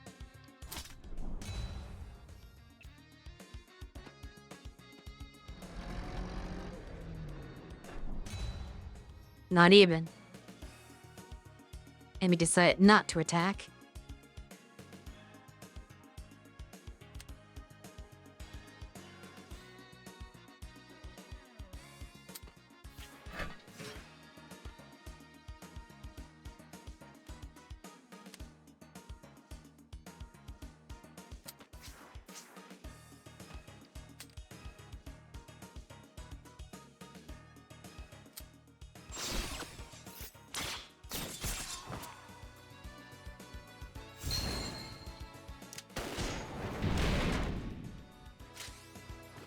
I lined up just for that.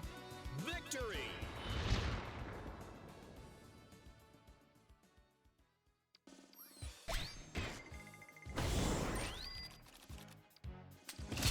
Supply drop! I get a strategic asset. Bonus move is not good in that. Bonus move and a bonus action. Only for one unit.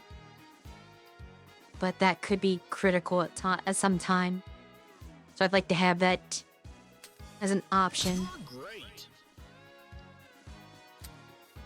Perfect. This is what I was hoping for when I took that passive earlier. Was to get the nano knives.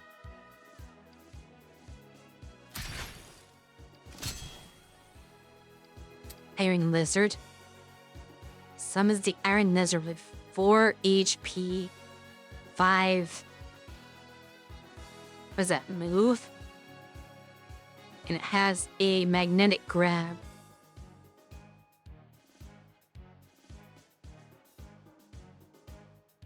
Does it actually have damage? Guess we'll find out.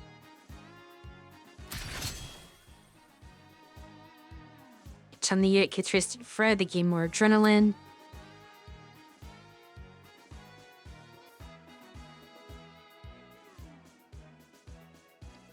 Deputy Commander. All the unit's actions had Instigator,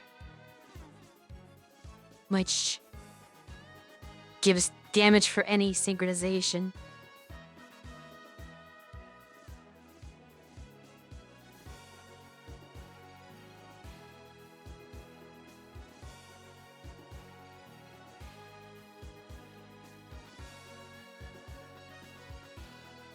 Problem is, his special actions are not very likely to trigger a synchronization. It's not a very good move for him.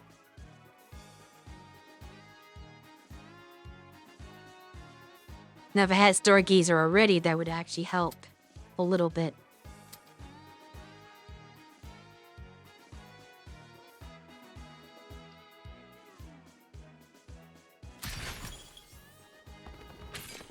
Okay, so this is next to last. Destroy the convoy. We will try. Get ready. These ones can be a bit difficult. The thing I hate about this type of map is you do not know how much time you have to destroy the convoy. It's very misleading because you think, oh, I have to beat it before it gets to here because it's showing that it's a destination. Once the convoy reaches its point, the map expands and you get another destination point to stop it. And I do not know how many times, like I wish they showed the full map so I'd know exactly how far I have before it's too late.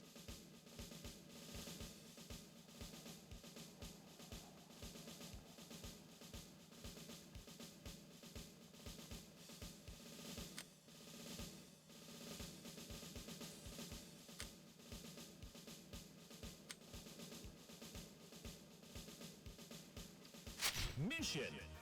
Start.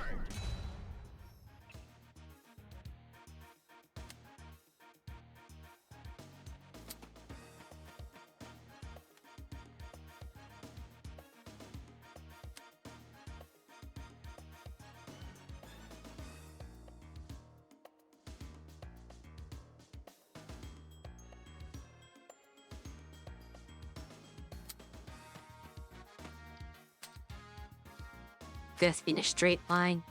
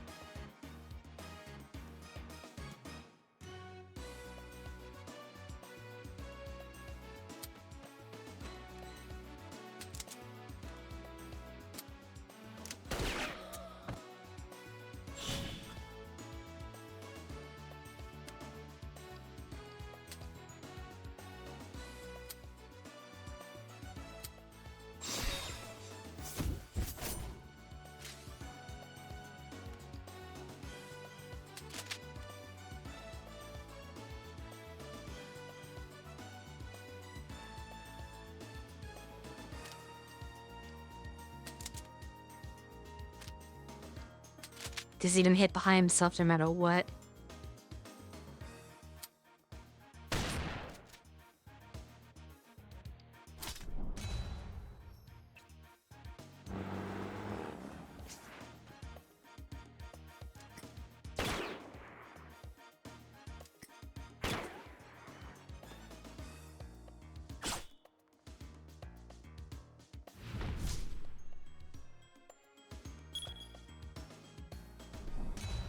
I assume this second one is the last chance, but there's no way to know. Yeah, I guess it says exit. So I guess that is the indication. Sometimes the drag does not work, and the camera tries to force itself into a location.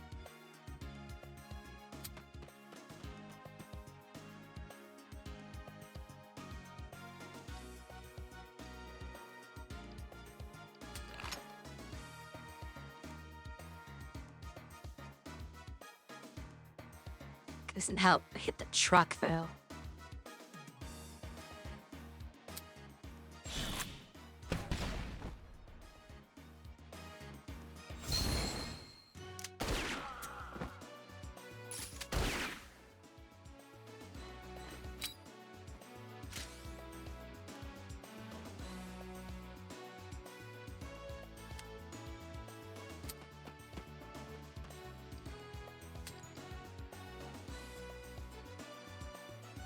Even though he can do it on a tank, he cannot do it on a truck for some reason.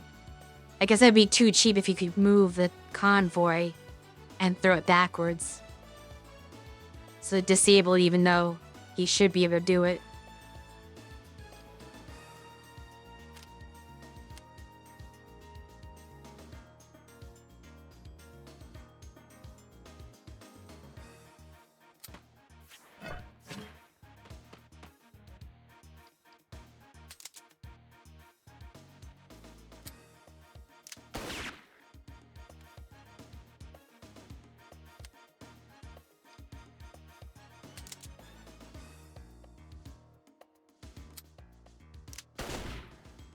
Much longer way to go that I'd like.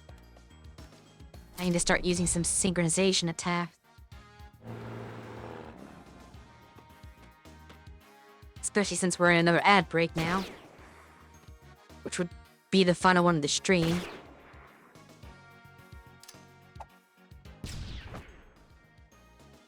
I never take good cover during these missions because I'm trying to beat the clock here.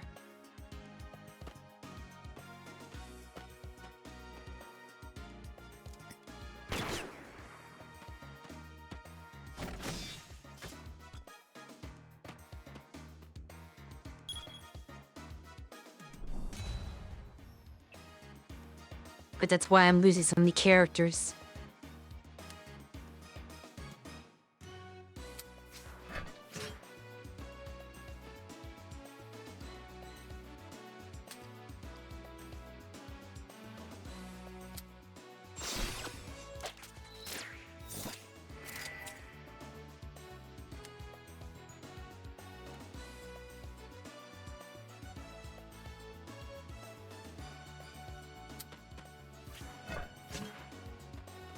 He will most certainly die.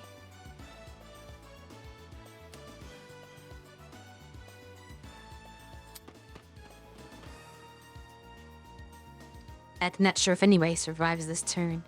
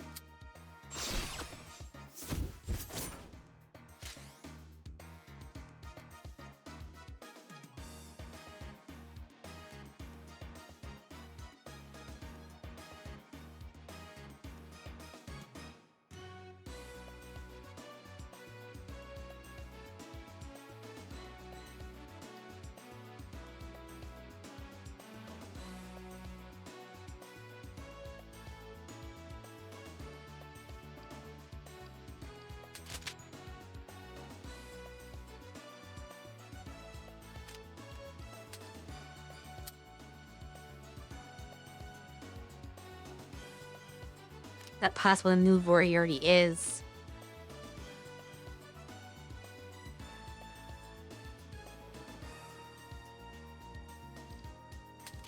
So I cannot use that again. I'm gonna try to use the team heal in hopes of keeping people alive. It may not work,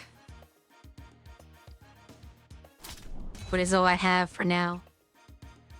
Because trusting too close to the exit, like 2 more turns and it's gone.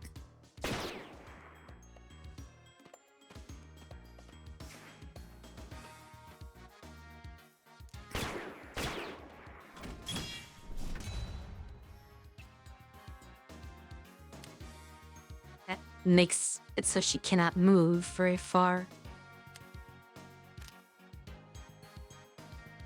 And they're blocking in front of the truck.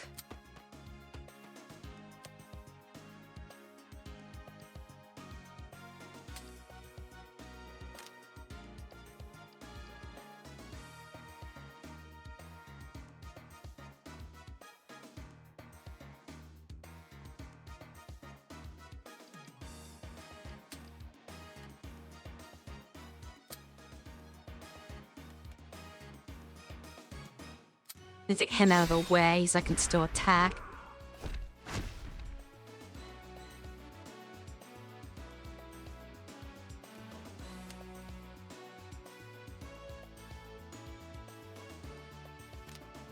Type was practically useless at this point.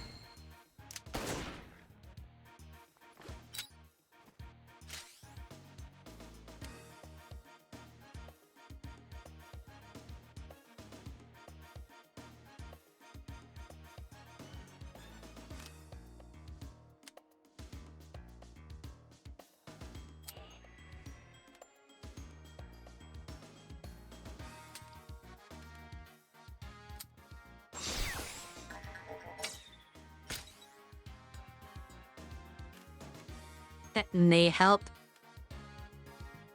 Assuming it even works. Which I'm not certain that does.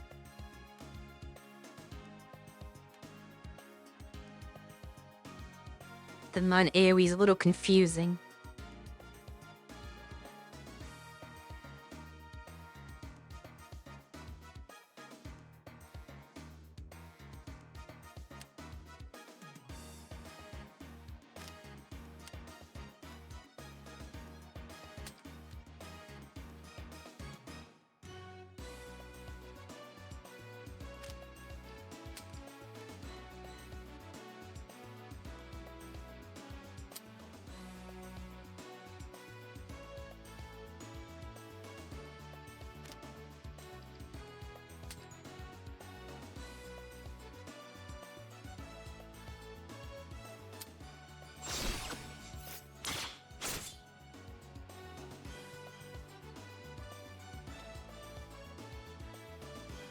I'm gonna fail this mission for certain. I cannot do that much damage.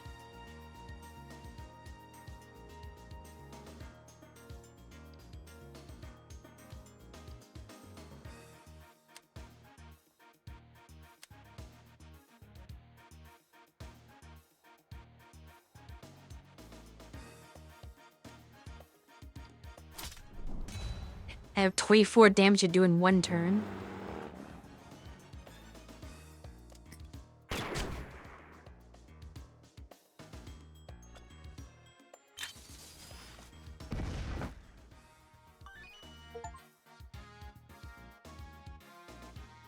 Got achievement. I guess I should have done on the area first. Even with the heal. Probably should have used the middle slug, but I wanted to save that for the final boss.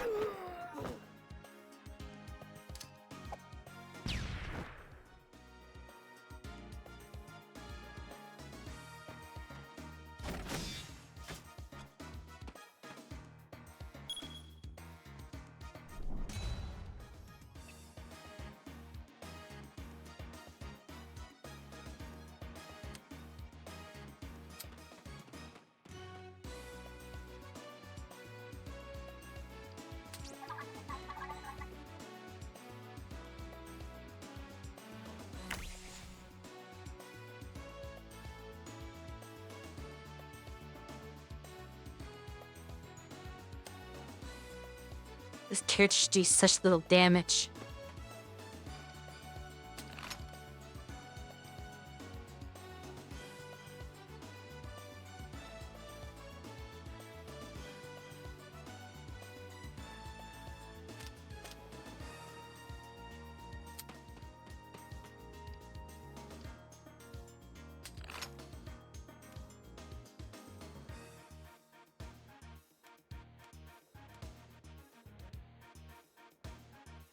This can then do 9 damage only.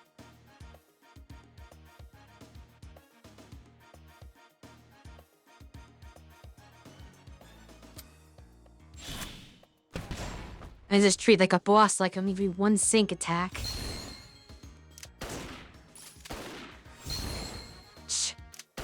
Because of this loadout on Trevor is very weak.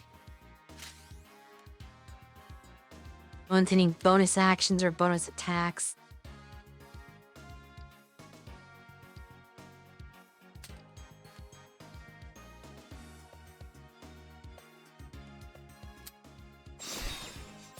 I should have done this first.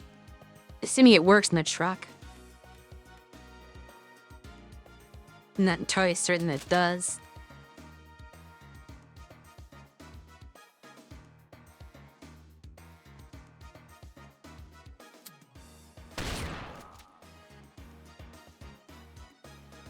But I have to somehow figure out how to do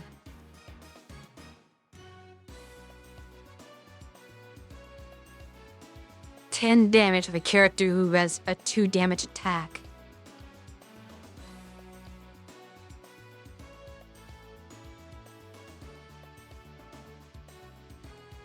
I can do 8. Okay, this may be possible. Just not easy.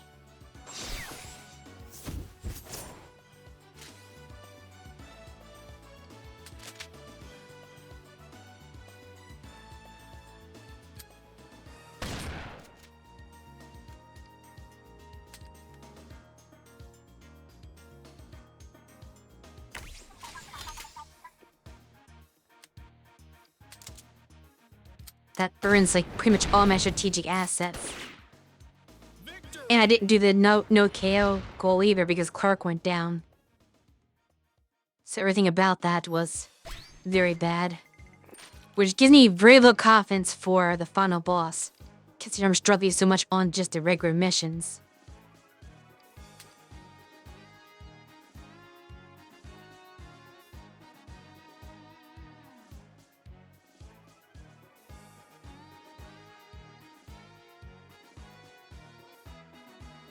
I feel like that is a bad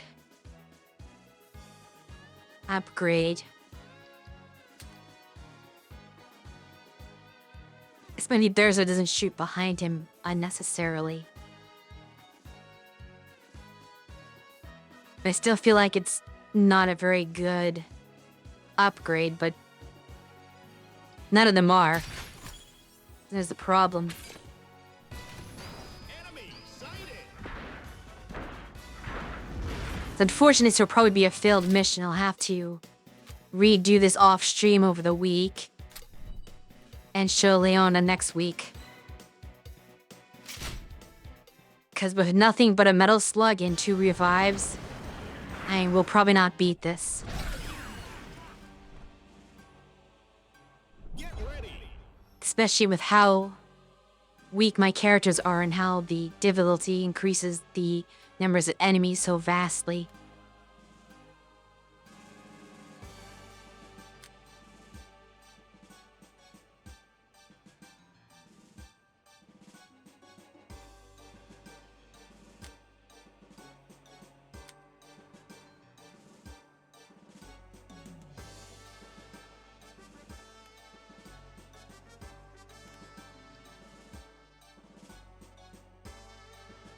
I already told you that does not work.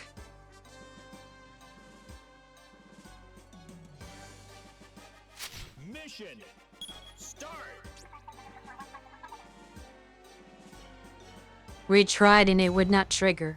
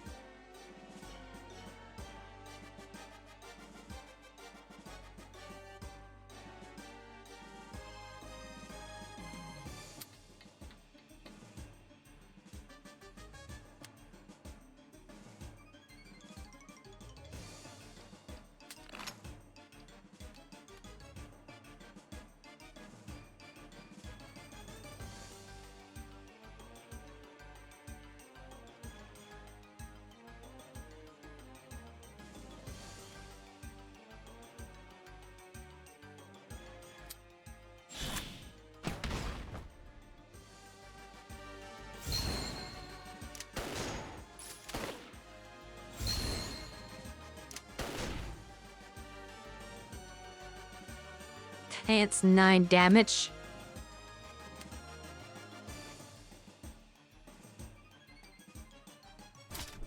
Let's see how badly the enemy attacks me on the first turn.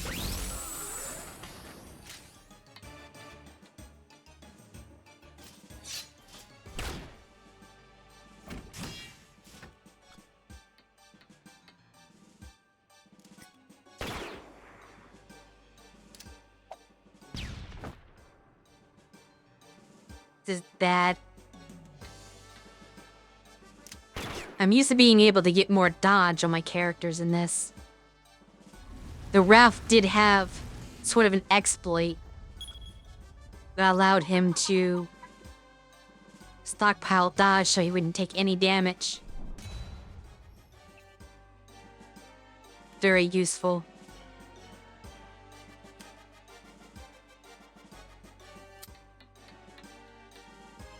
It's a better position at least.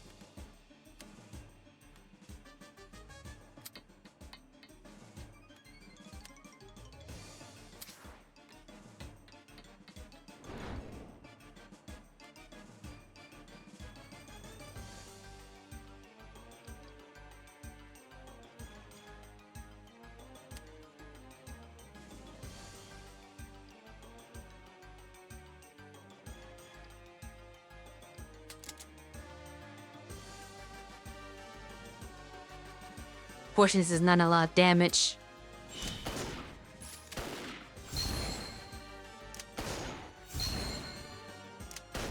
I was definitely right not to want to use this loadout for Trevor.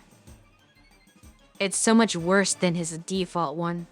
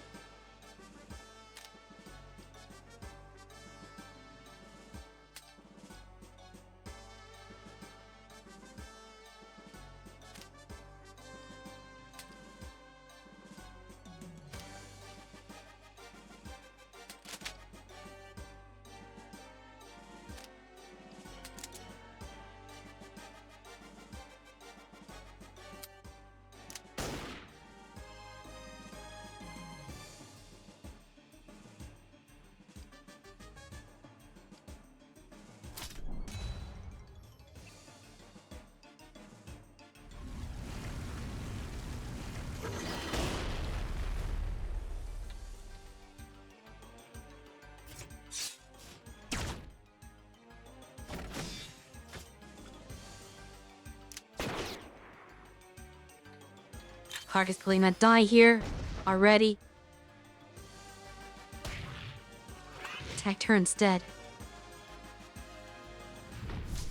Have no way to recover health. Sorry, burned my heal in the previous map.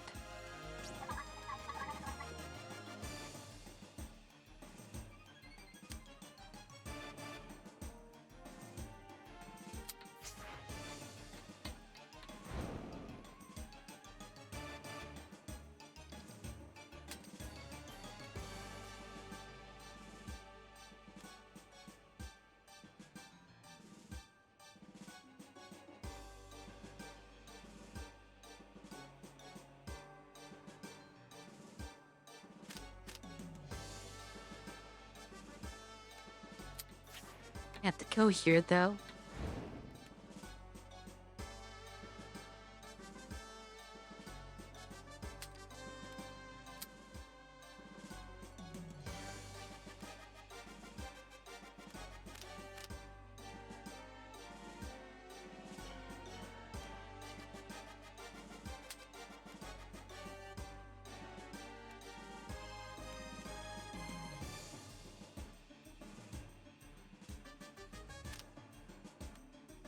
Oh, this is... Says he has 7 health. I would -4 kill it. Oh, it's killing now. Okay, so I'm gonna do -2. I'm not reading this correctly. It's because she's in harm's way. No matter where she goes, honestly.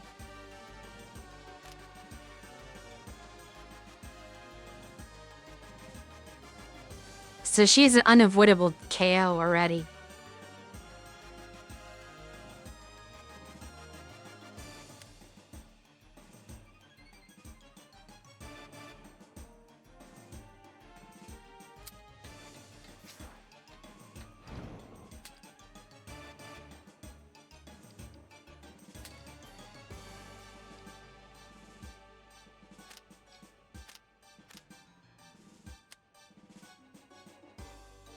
This is not completely unavoidable. She would be dropped to 1 health. She goes here.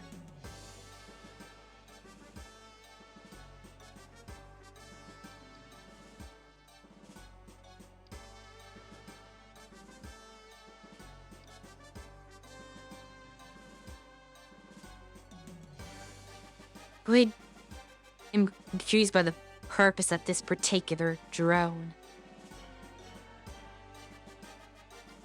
It doesn't seem like magnetic grab.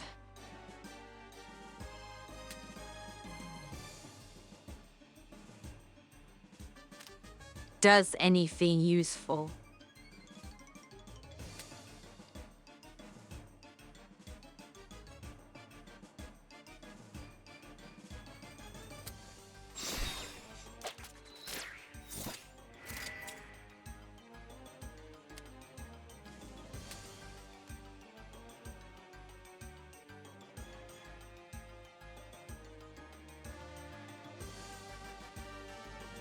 Has a bit shield the enemy, shielding it.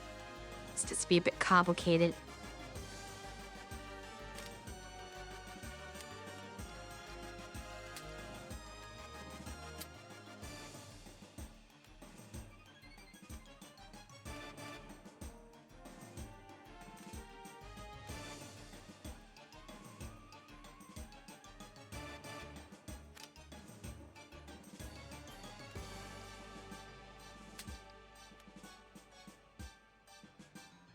The only move I can make.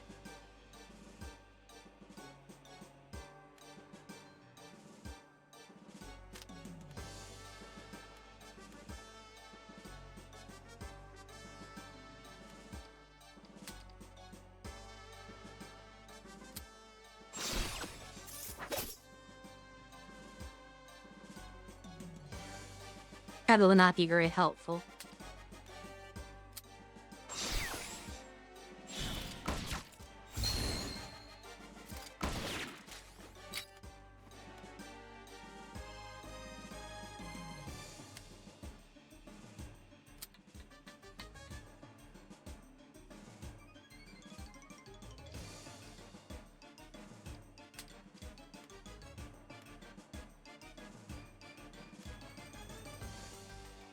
Sometimes I got grabbed there.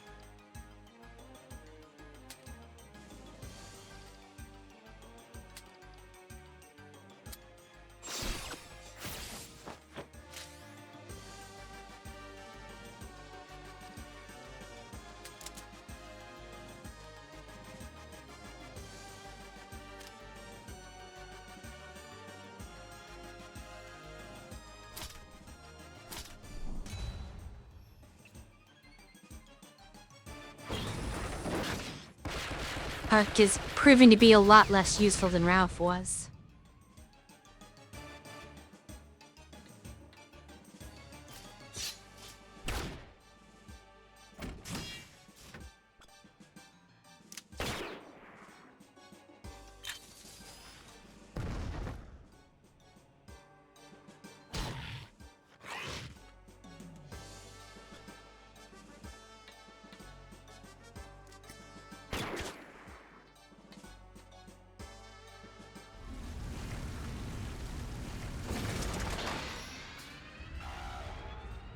Can we get the same warning?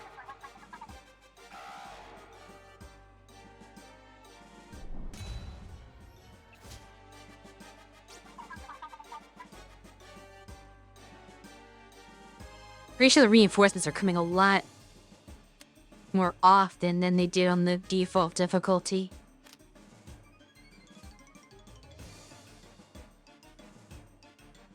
So I do not even have close to the resources to deal with this.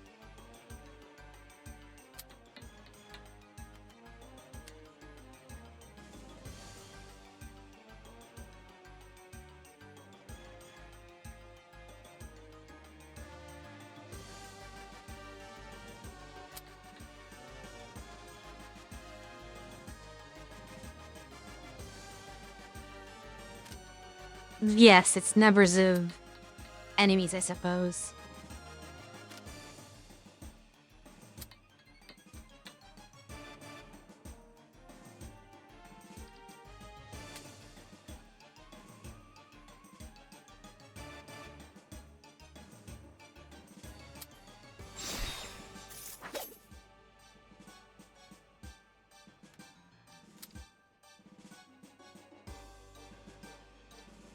Okay, enemies and yeah. Which should be fine.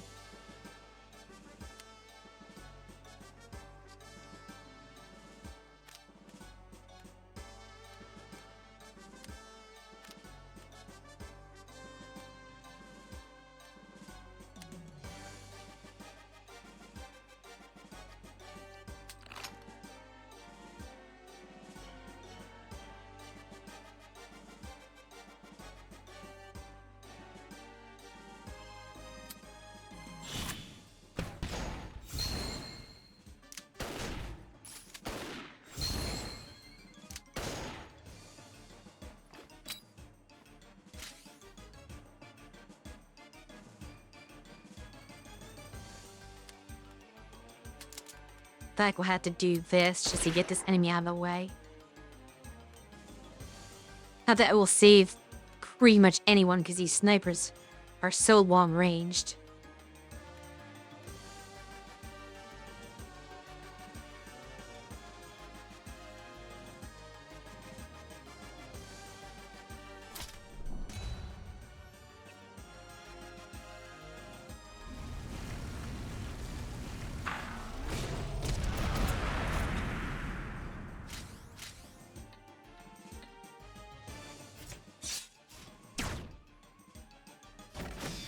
Almost took me up, but not quite.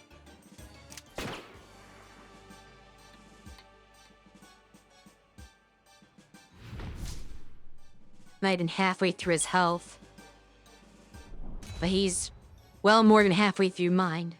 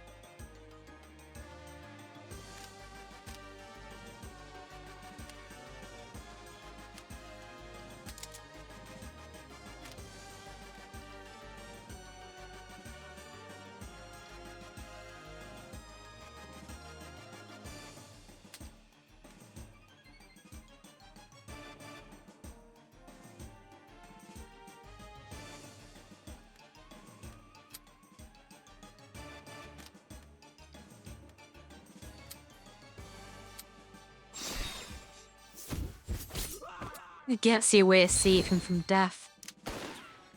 Especially when Quark shoots at him.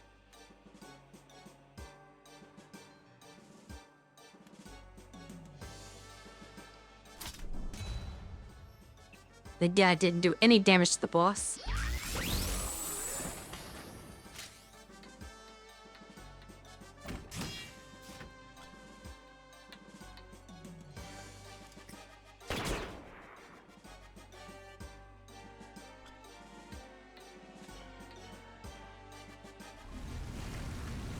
This might be an opportunity, but it depends on what the boss does.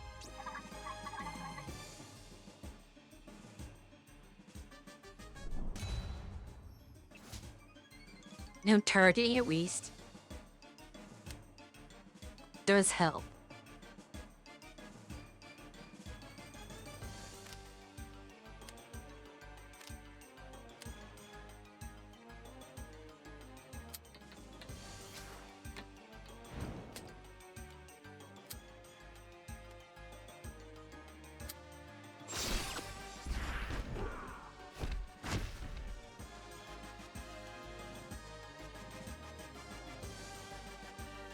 Gets rid of all of them. Just to worry about this one. Jamila, I do not have a solution for.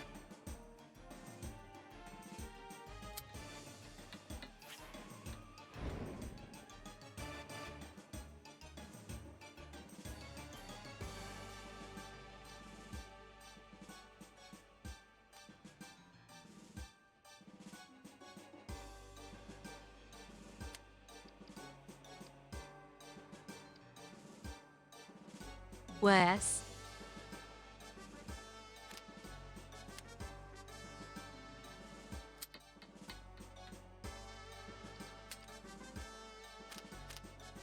Too far away.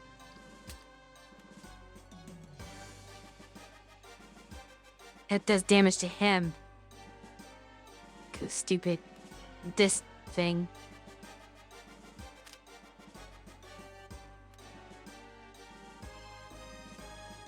So we tell you what this field is, but it looks like we take damage if you landed it. He doesn't have a health to tank rat.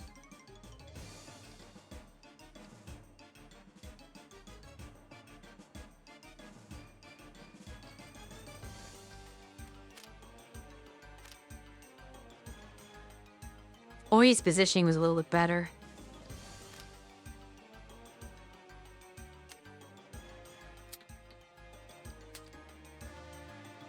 Can't go across that gap. His spot where I could go to like a space here would work. I do not have that option.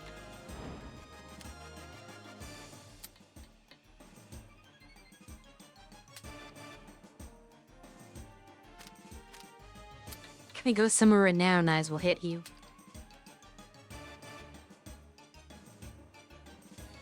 At least need that.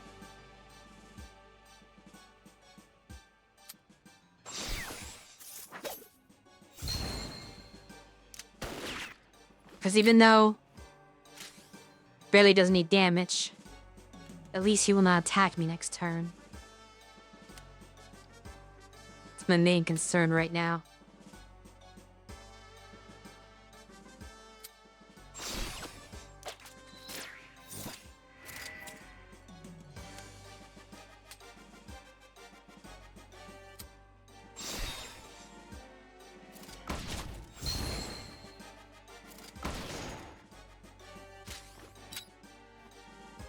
Still over half health left, but it's just phase 1. But at least all the enemies will be taken care of this turn. The new ones will die, and the old one will just do nothing.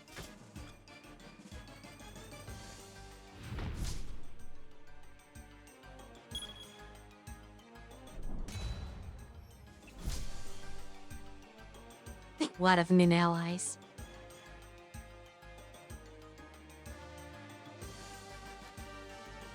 Okay, this seems like it's gonna be the turn it does me in. Everyone is low, which means that there's a good chance that everyone dies on the same turn.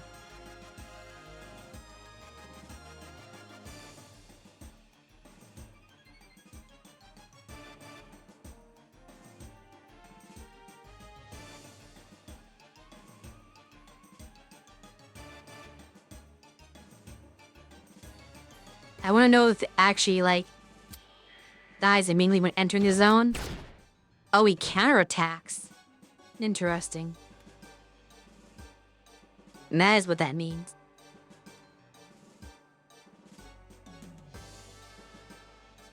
Well, at least I found that out without losing one of my own units. That also seems to get rid of his protective field.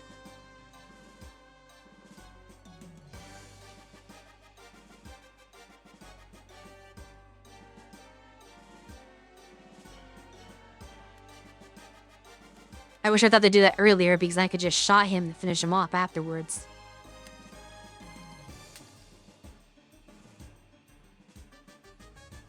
Well, yeah, it wasn't an area of boss targeting.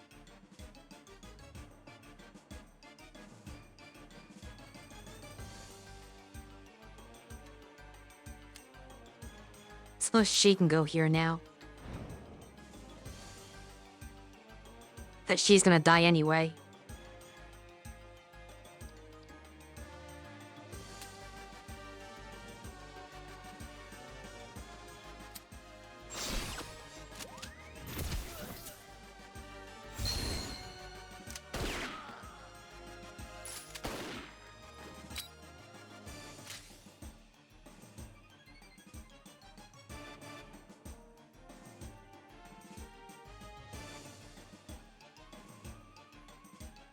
The key now is to somehow avoid both of the other characters also perishing.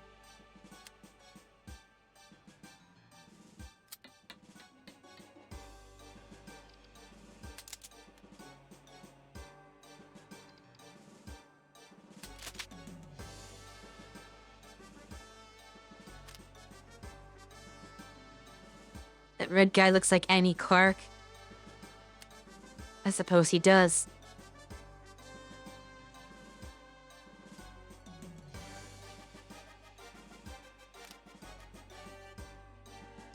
Or damage.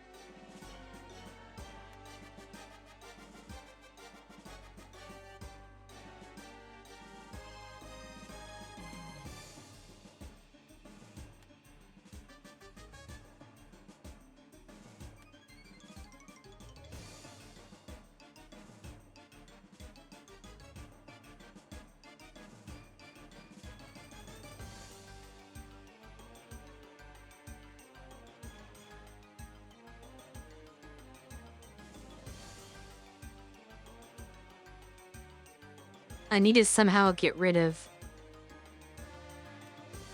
both of these characters, and I'm not certain that that's possible.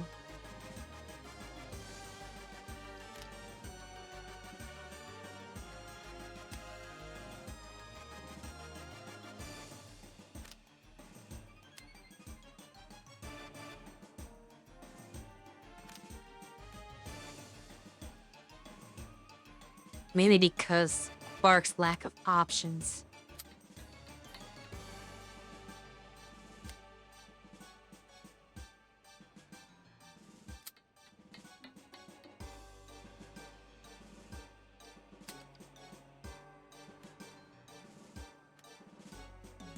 Not health.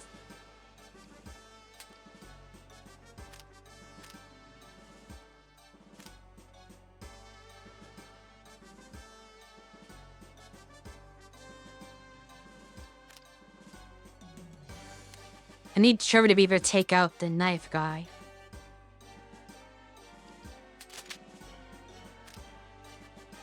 But I don't think he can do so. I suppose what I can do. If I have Clark go over here. Shoot him. That's not... Didn't need to actually die, because the boss attack would have killed him anyway. More concerned about is... It's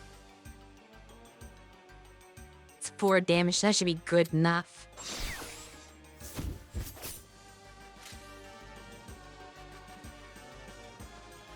I can actually kill him at this point, too.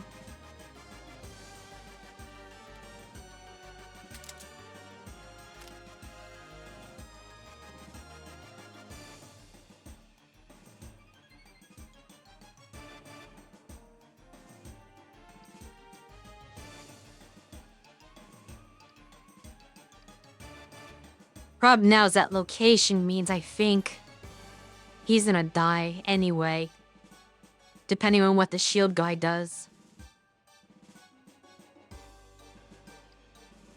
Suppose I might as well have him get the kill then. We can't do that. Never mind. It's kinda useless right now. No bonus actions you can take there be helpful either.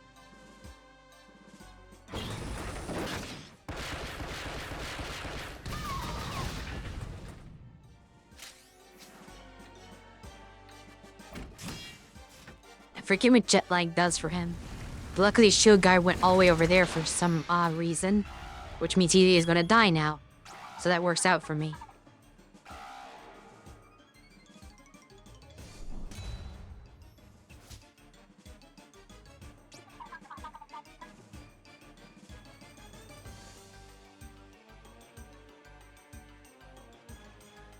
Of course, both of my units are targeted.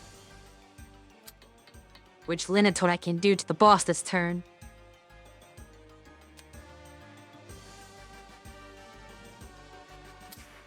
To essentially nothing.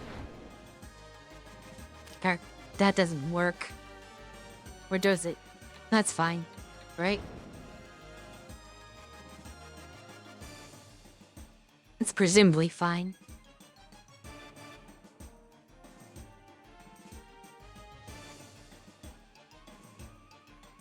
Question. I guess I had to pick her up now.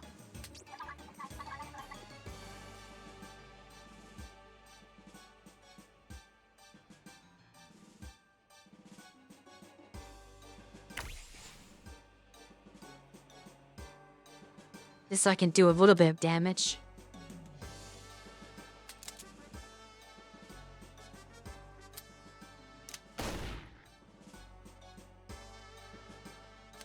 You can do sidestep. But whatever that's worth. It's not that great.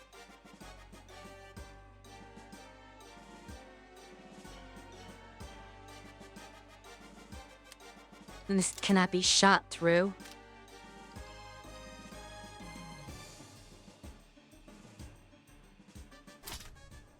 That's literally all I can do with that turn.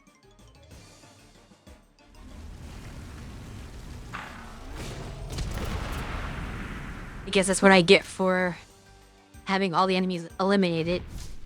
Was not being able to fight.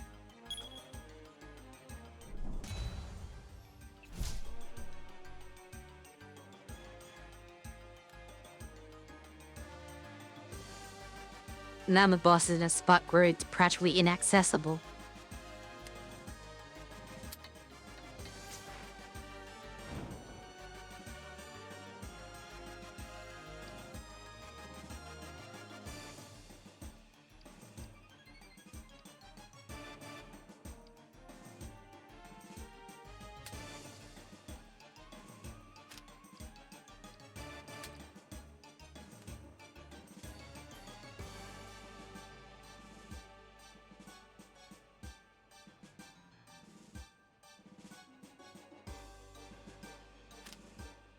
Trouble for Clark.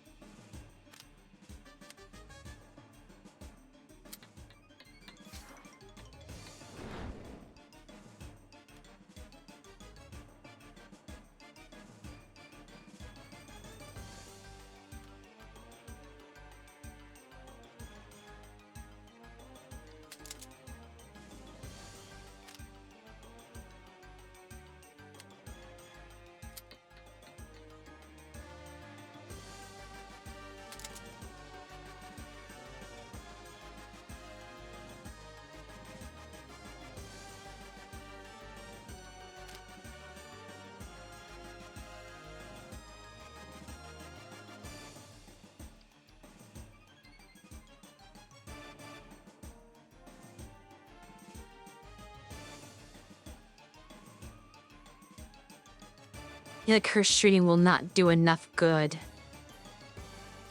So I'm gonna try this bot and see what it does. Perhaps learn something.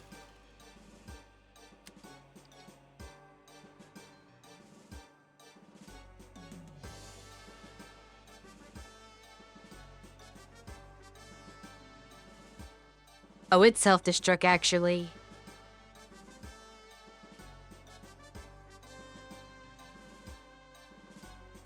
This damage to enemies. Interesting.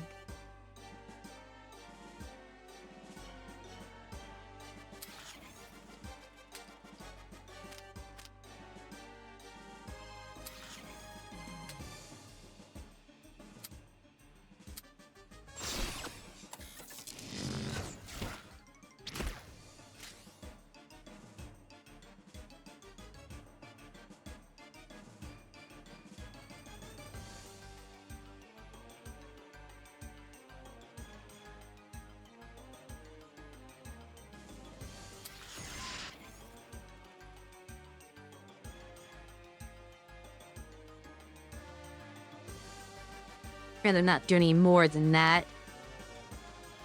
Just given the scenario it's in. Self-destruct is best served for when there's actual enemies around. I'm not entirely certain that it would not damage my allies. I'm wagering that it would damage my allies.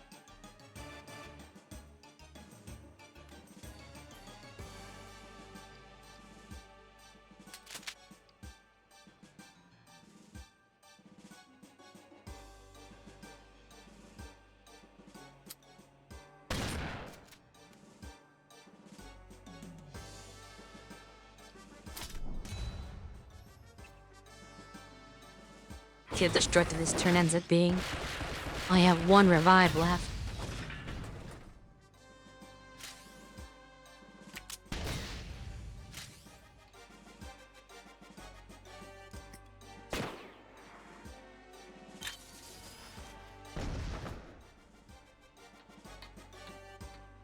Nickel or another one. Worse that than a full.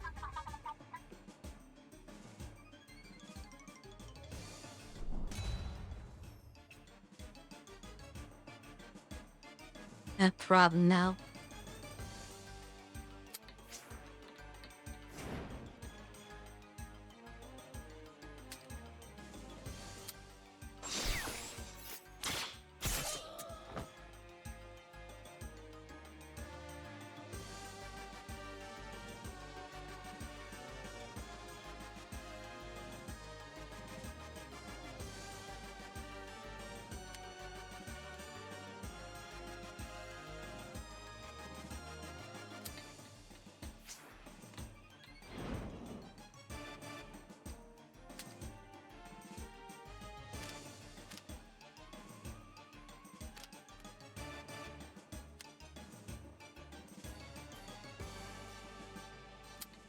I doubt this works. Almost.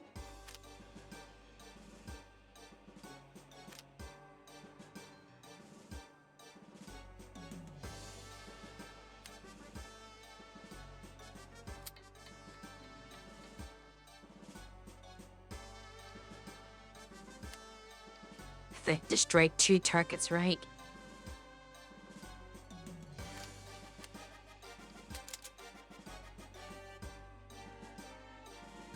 It should hit the boss.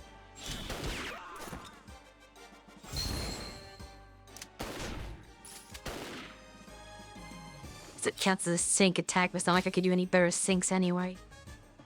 I'm not sure if all these mines all of this battlefield will help. Hoping they will.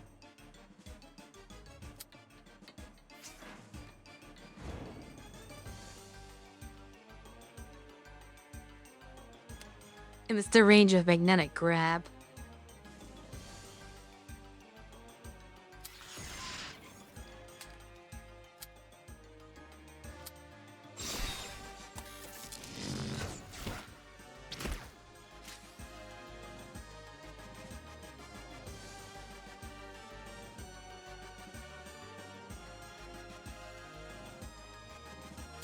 Single deck over here just in case.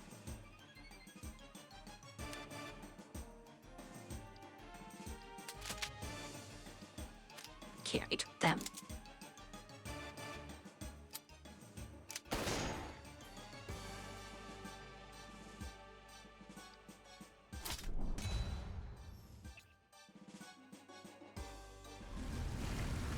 This is taking a lot longer than anticipated just for this one fight.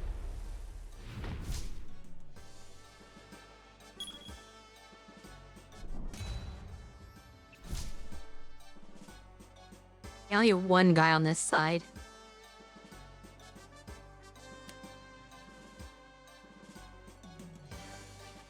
He is the one being directly targeted. And there is no real good hiding space since the only cover is where my attack's gonna happen anyway. Granted, maybe it is for the... That might be fine. He has 3 dodge. I just gave him 4 dodge with sidestep again.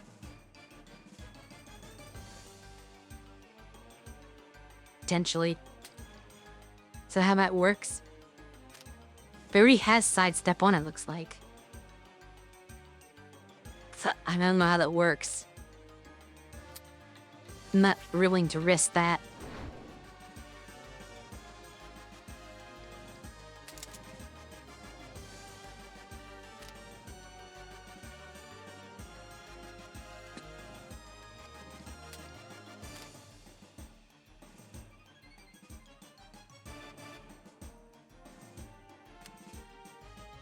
They will do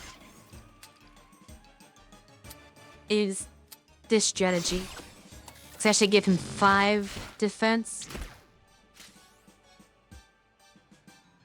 And they gain both attacks.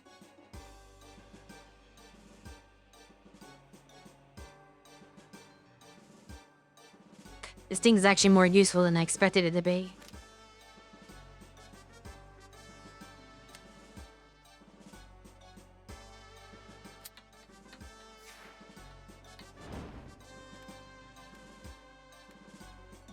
But these knife guards are going to be a problem, right?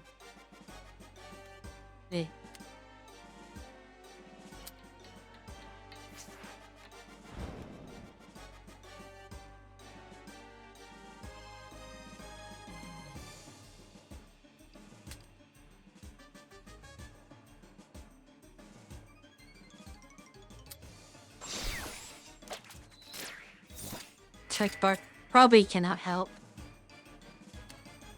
But tech bars me a try.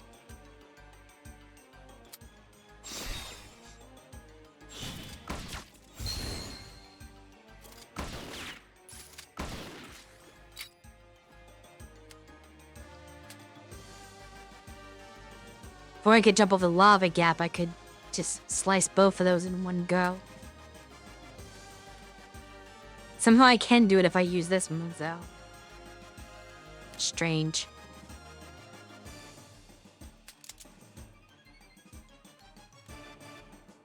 I need rid of one knife guy. But I have concerns about the other one. So it seems like he can get anywhere he wants.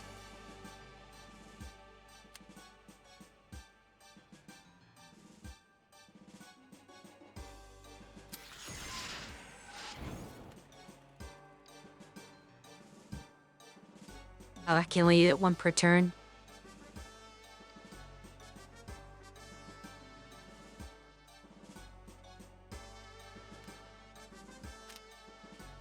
That will not help then.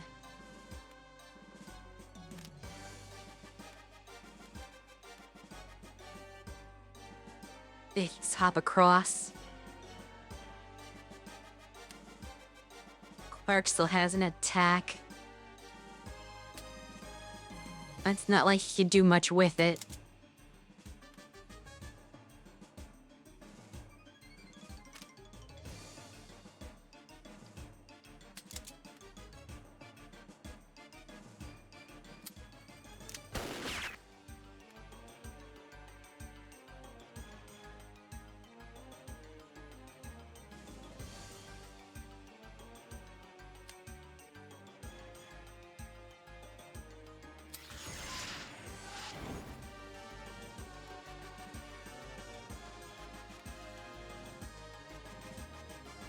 Okay, that might block off his movement.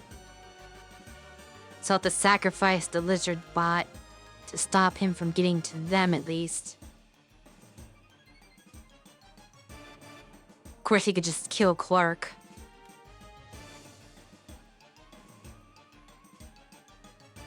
Well, it's a turn order. He moves last. So even that does not help. Unless the other enemies block his way. Would have to hope for that. Or he just decides to attack one of these bots. That could also work.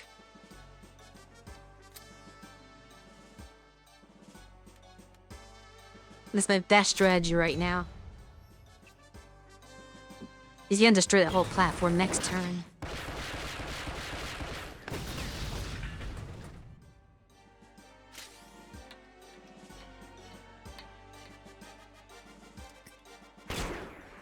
I think it was that bot. Okay, and they did get distracted by the bots.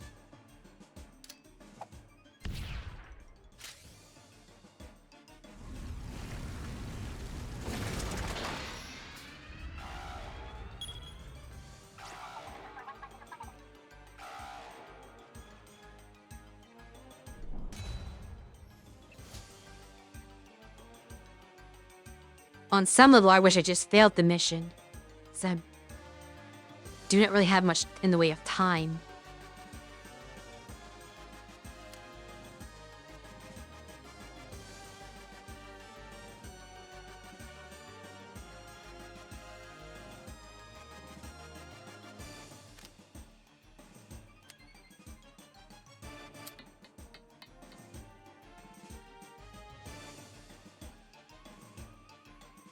No mid-battle save.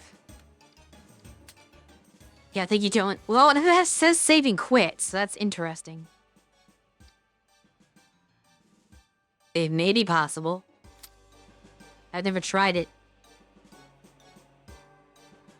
Fortunately, no, this is button out a pull cart to safety.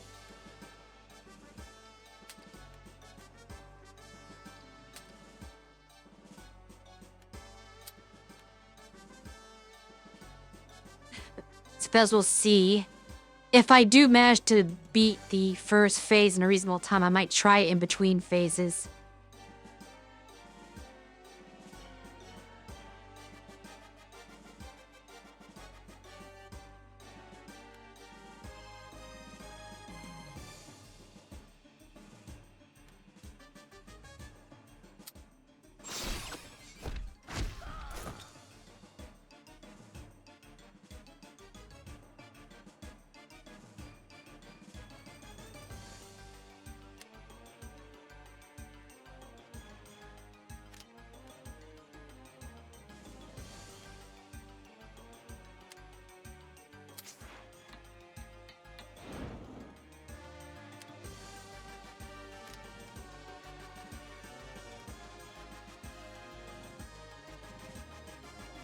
I think every enemy, yeah, at this point, every enemy will die. So I don't really have to worry about positioning too much. Oh, but he's being targeted.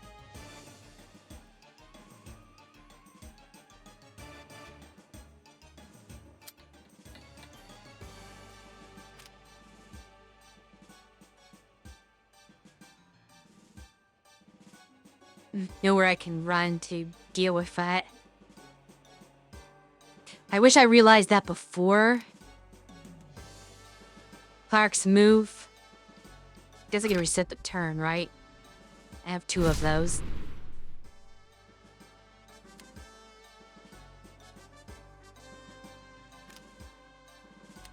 She needs to go here first.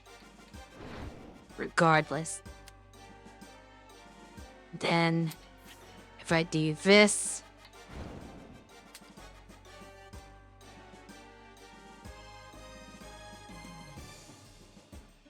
into this...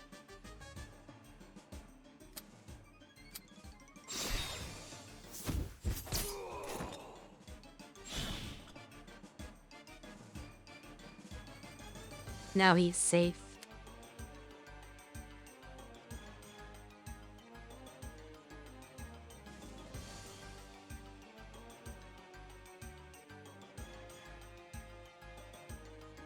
Only the clerk in danger.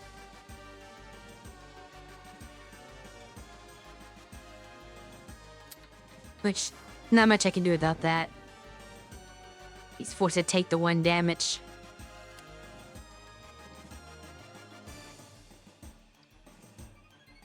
Can then I use... that won't work. There's no shoot. Feels so bad doing 3 damage at a time. In every other run I was doing 4 or 5 damage, and then with the group attack I could do it up to 10 or even 12 depending on how I had it set up. But this particular party is extremely weak.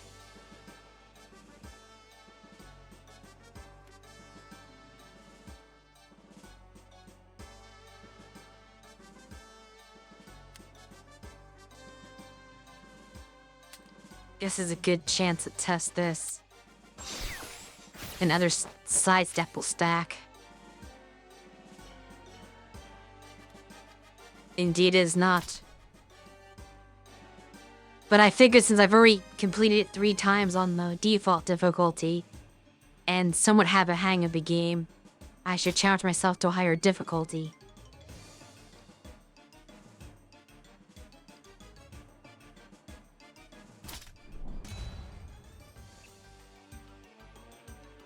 Granted, ever since my character's gotten to low health and I lost the first one, I feel like I've been playing a lot better than I started the map. So I've not taken any damage in a long while. I'm super cautious now because I know I can't afford to take any damage. I just wish I played this way from the start when I had 10 HP, so I could have more breathing room. Oh, this is disastrous.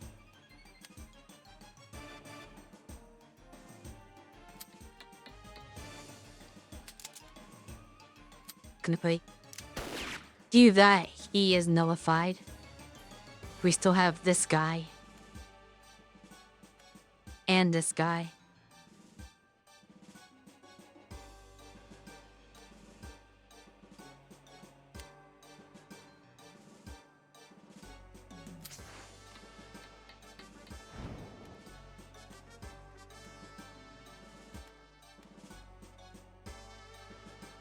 Clerk is mostly defended. The Zuka Joe over here does less damage, although the Grenadier can't hit her, so that's very important. Trying to think of who I should toss into the pit of misery. I'd like to get the Scout, but that is not possible. So I think I'm gonna do this guy.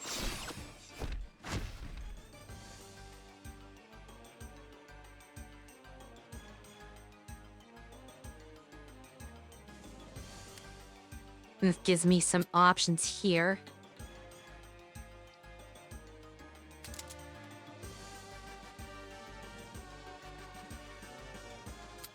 That. Still, we don't have to worry about one enemy that will hit us. I believe. Fortunately, means I make no progress on the boss this turn. Yet again.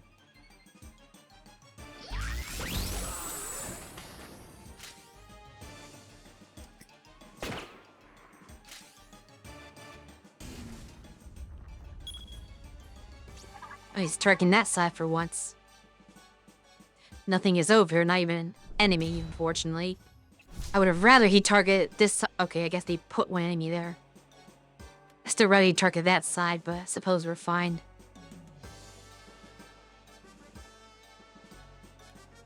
I just need to deal with this one in the middle, I suppose.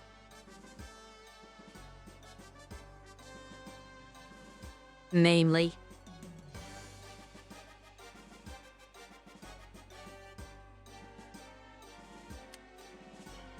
I think I know him what to do with this. If I'm not mistaken, this will kill him.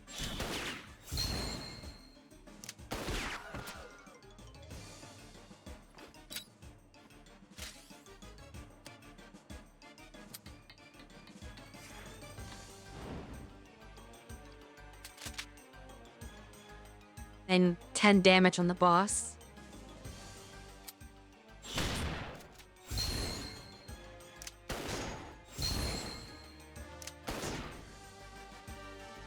Done is 17.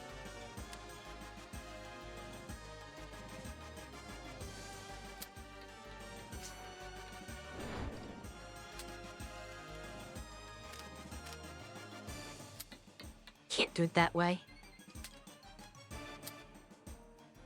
Oh, he won't reach. I can't. I was hoping I could throw him into this area, but I cannot.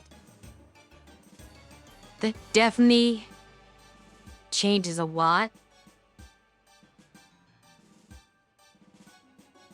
Because no one can take 4 damage without... Or no one can take a 4 damage attack without taking at least something. Because they can only have, you only have 3 dodge on them.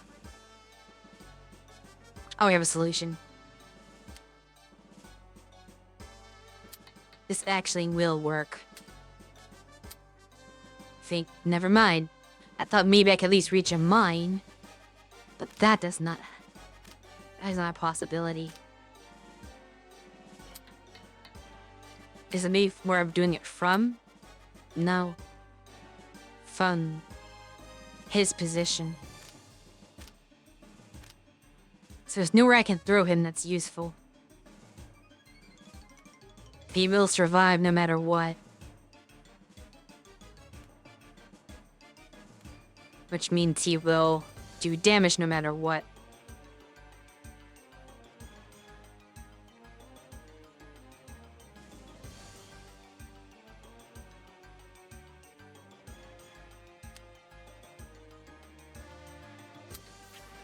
So I'll just go over here to fight the boss.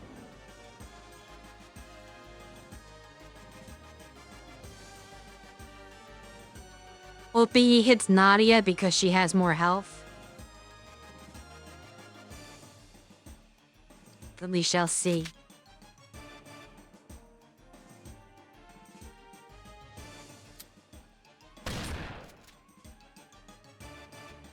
Down to 12.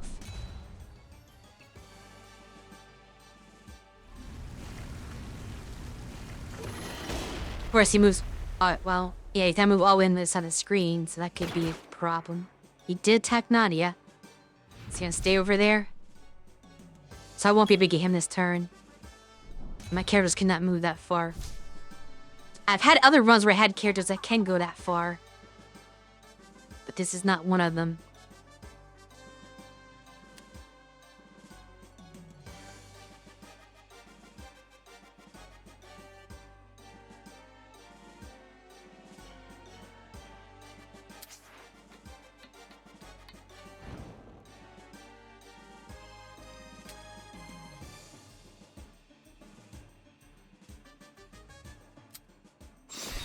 Problem with doing this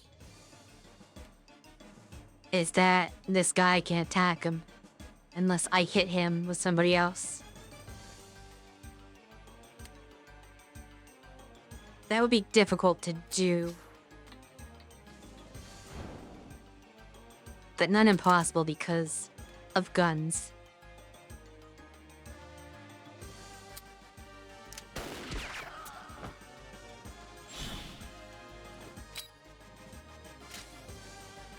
Okay, they have 5 defense each.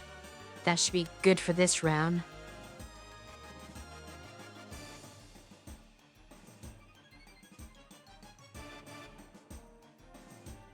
This would also get 5 defense on Quark if he goes there.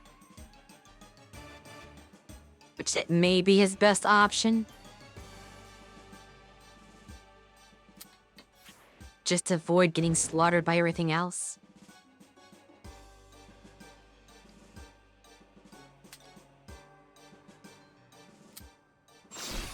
Not really necessary, but Can't hurt. Nah. Then you can just shoot the guy. One less thing to worry about.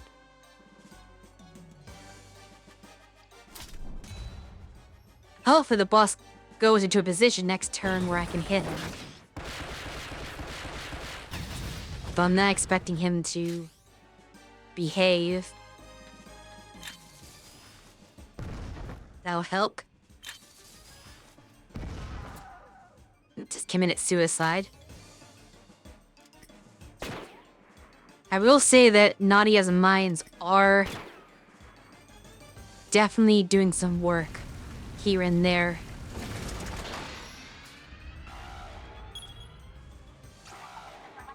Rarely ever see him drop the middle. Which is gonna be an issue for Trevor. Oh, especially with the enemy there.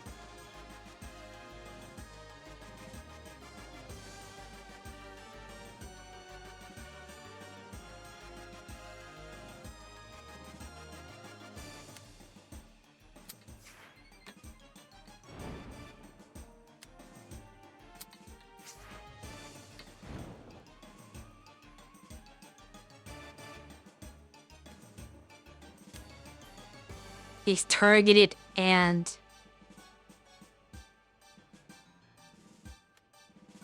they always save spots. There are no safe spots, honestly. Yeah, this is inescapable. Because you have to go to where the platform drops, which is a guaranteed death. But if he does not move that far, he still is a guaranteed death.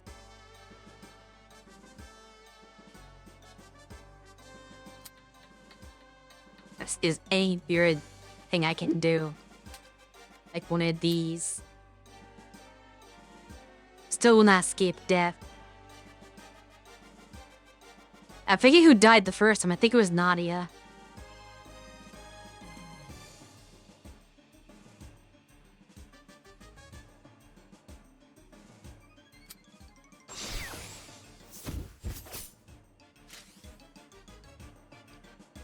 It's new bonus move. Or, yeah. Bonus attack, I should say, action. That does little to help. So I can't use his attack on the boss. Or any of his attacks, honestly. But can he move without having a target?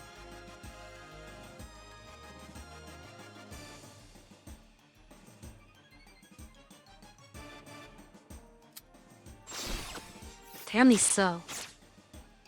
That is strange. Now you may be wondering why I did that.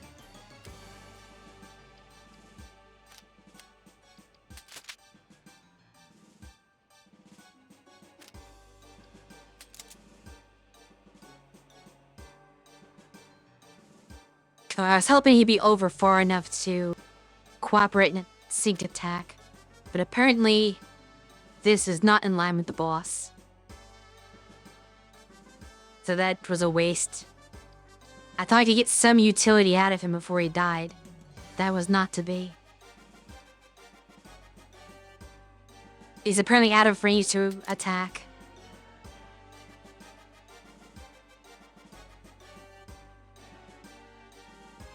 There's really been 2 damage more. But that'd be better than no damage.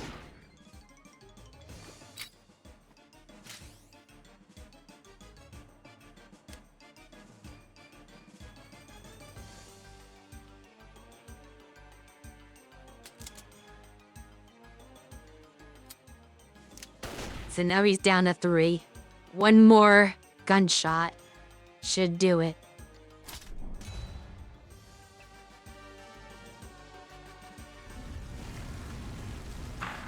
Honestly, if Trevor could have participated like I thought he would, I had a plan to just KO the boss and save him. But that did not come to be. What happens if I end the battle with Trevor still dead?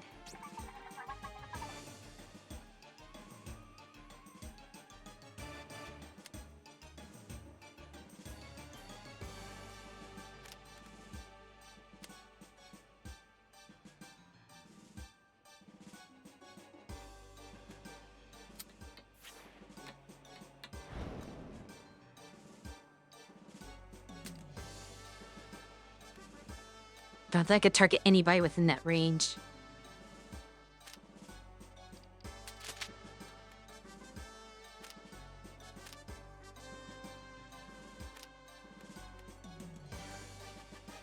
In case where survival is difficult.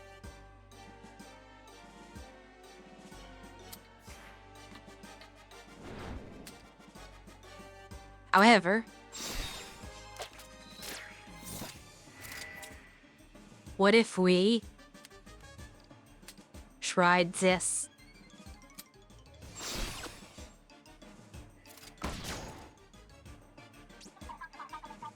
I think this should revive Trevor, hopefully. Because you're supposed to get a heal after he changes to his second form.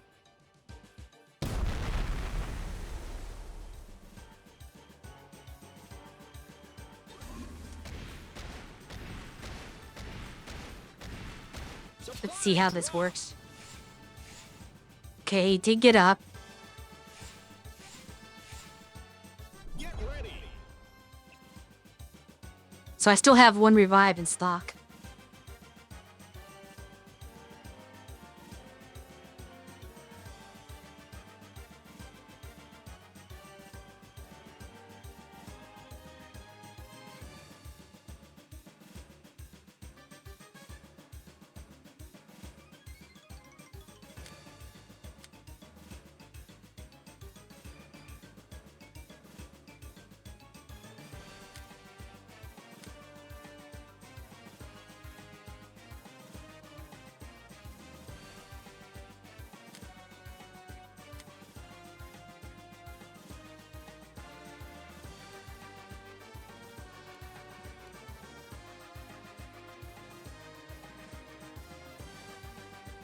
It did not fully heal, though.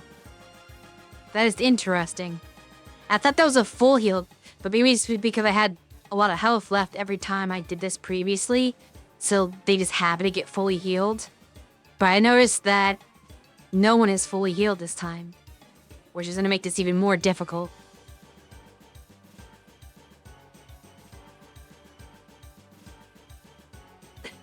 I do not know what a heal box is supposed to do health-wise normally.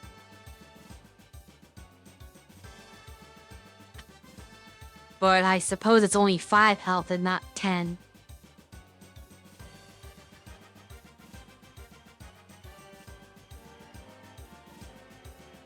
I wonder if you play on the hardest difficulty if it does not give you any healing in between.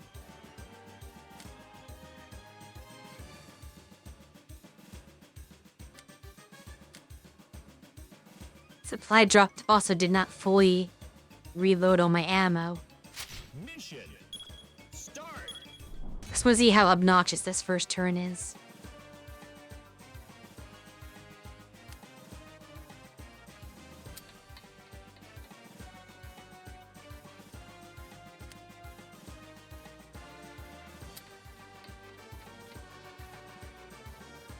Oh, he's the one that's being targeted.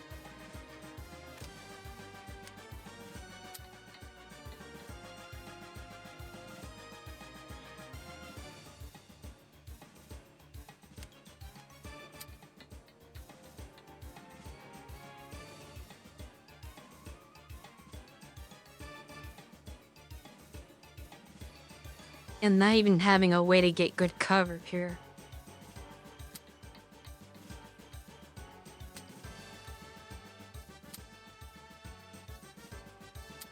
Moving here.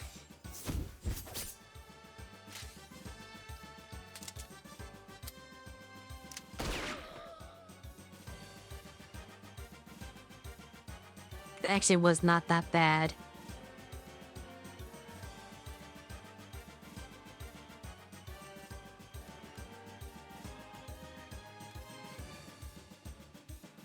So Clark will take a little bit of damage. I think that would be it for this turn.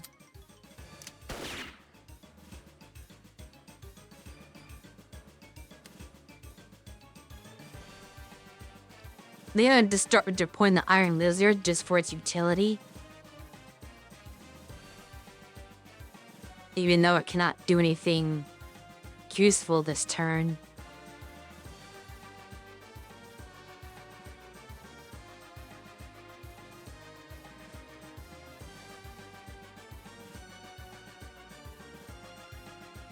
It could be helpful later on.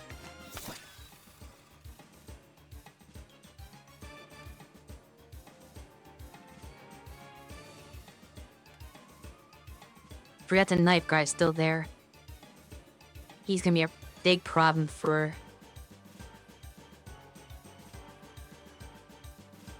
Trevor.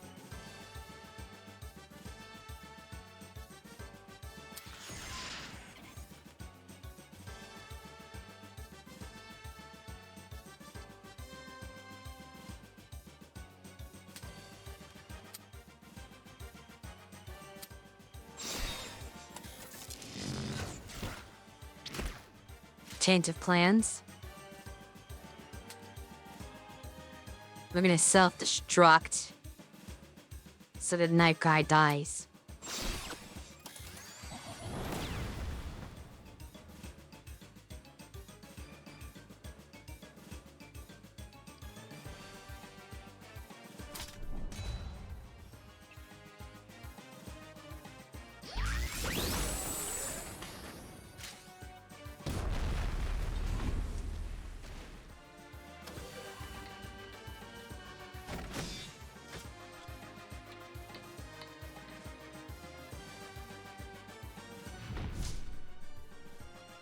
Didn't have a terrible start. How reliably can I damage the boss is the question.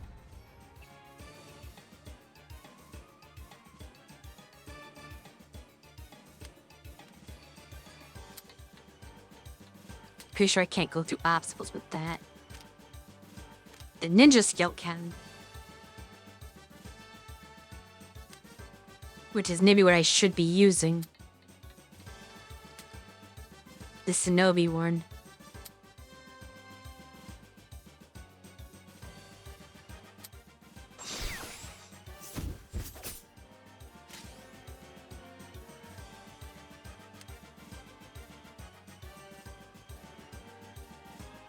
Oh, she's being targeted.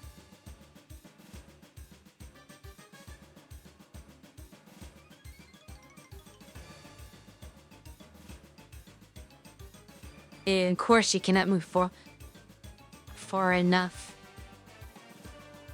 This is why I did the stupid Iron Lizard last time. I was anticipating this kind of situation.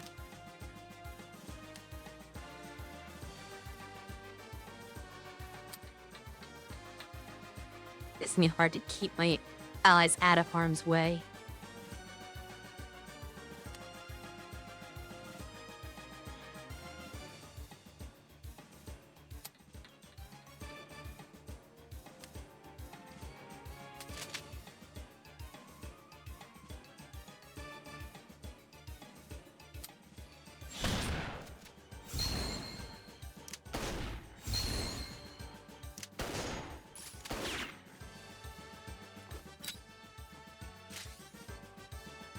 Okay, that worked the way I wanted it to. Now you can finish this guy off. And still shoot the boss, I believe.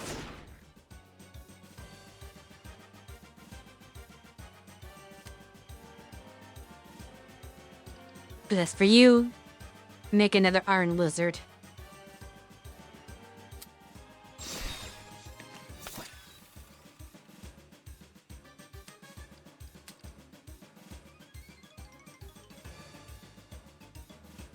Can't reach.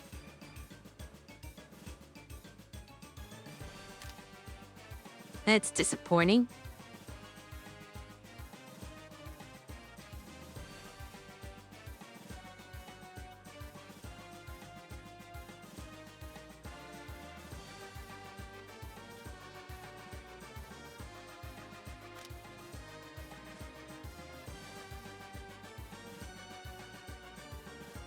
I thought it had more range.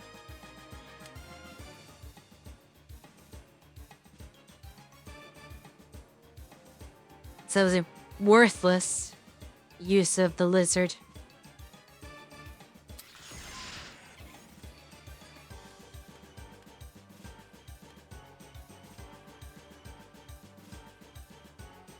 Wait a second.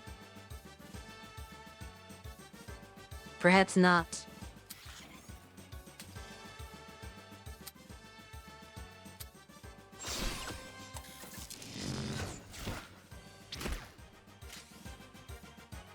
That also counts as cover.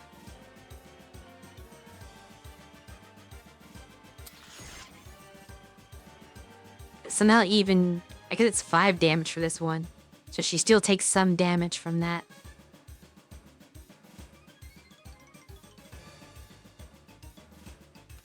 But this is probably a good time to test that save and quit.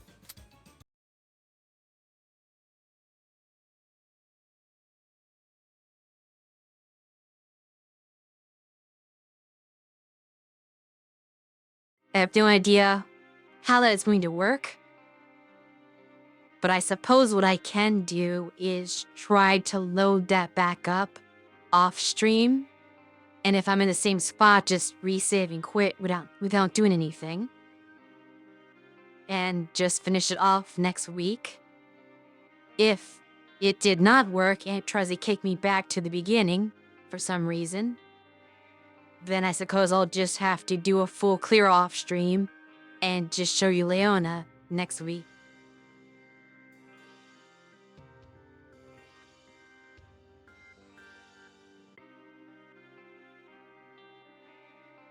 But at any rate, I suppose I'll still be playing this again for one more week and then we'll finish it off before I move on to something else. So that'll be for next Thursday. Of course, Cersei will be streaming on Saturday. And let me look for... I doubt I'll find anyone to raid, but I can at least make the attempt. Unfortunately, the stream took a lot longer than I was anticipating. Because there was someone I was going to raid who started streaming an hour and a half ago, and I figured I would probably finish at 9, or a little bit after 9. That did not happen, and I'm assuming he's already done streaming.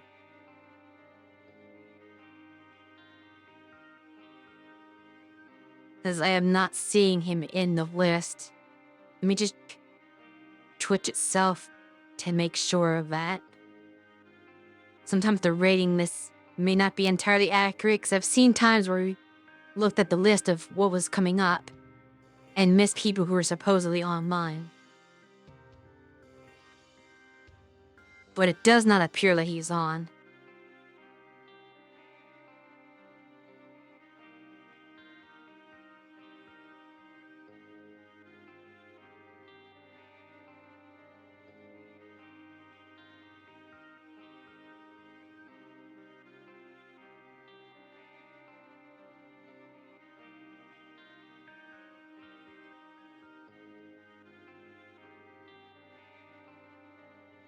And maybe he did not actually do his stream. It's hard to say. He doesn't have any sort of VODs. So it's impossible to tell whether he streamed or not today. Let's see, what other options do we have? You guys saw DJ Thatcher playing more Sonic Cross Worlds.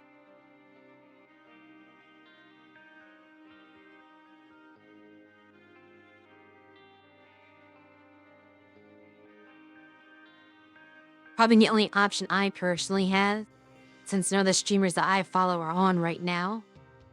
So I have to do someone who is someone we collectively, or I should say knows our collective, at least to some extent.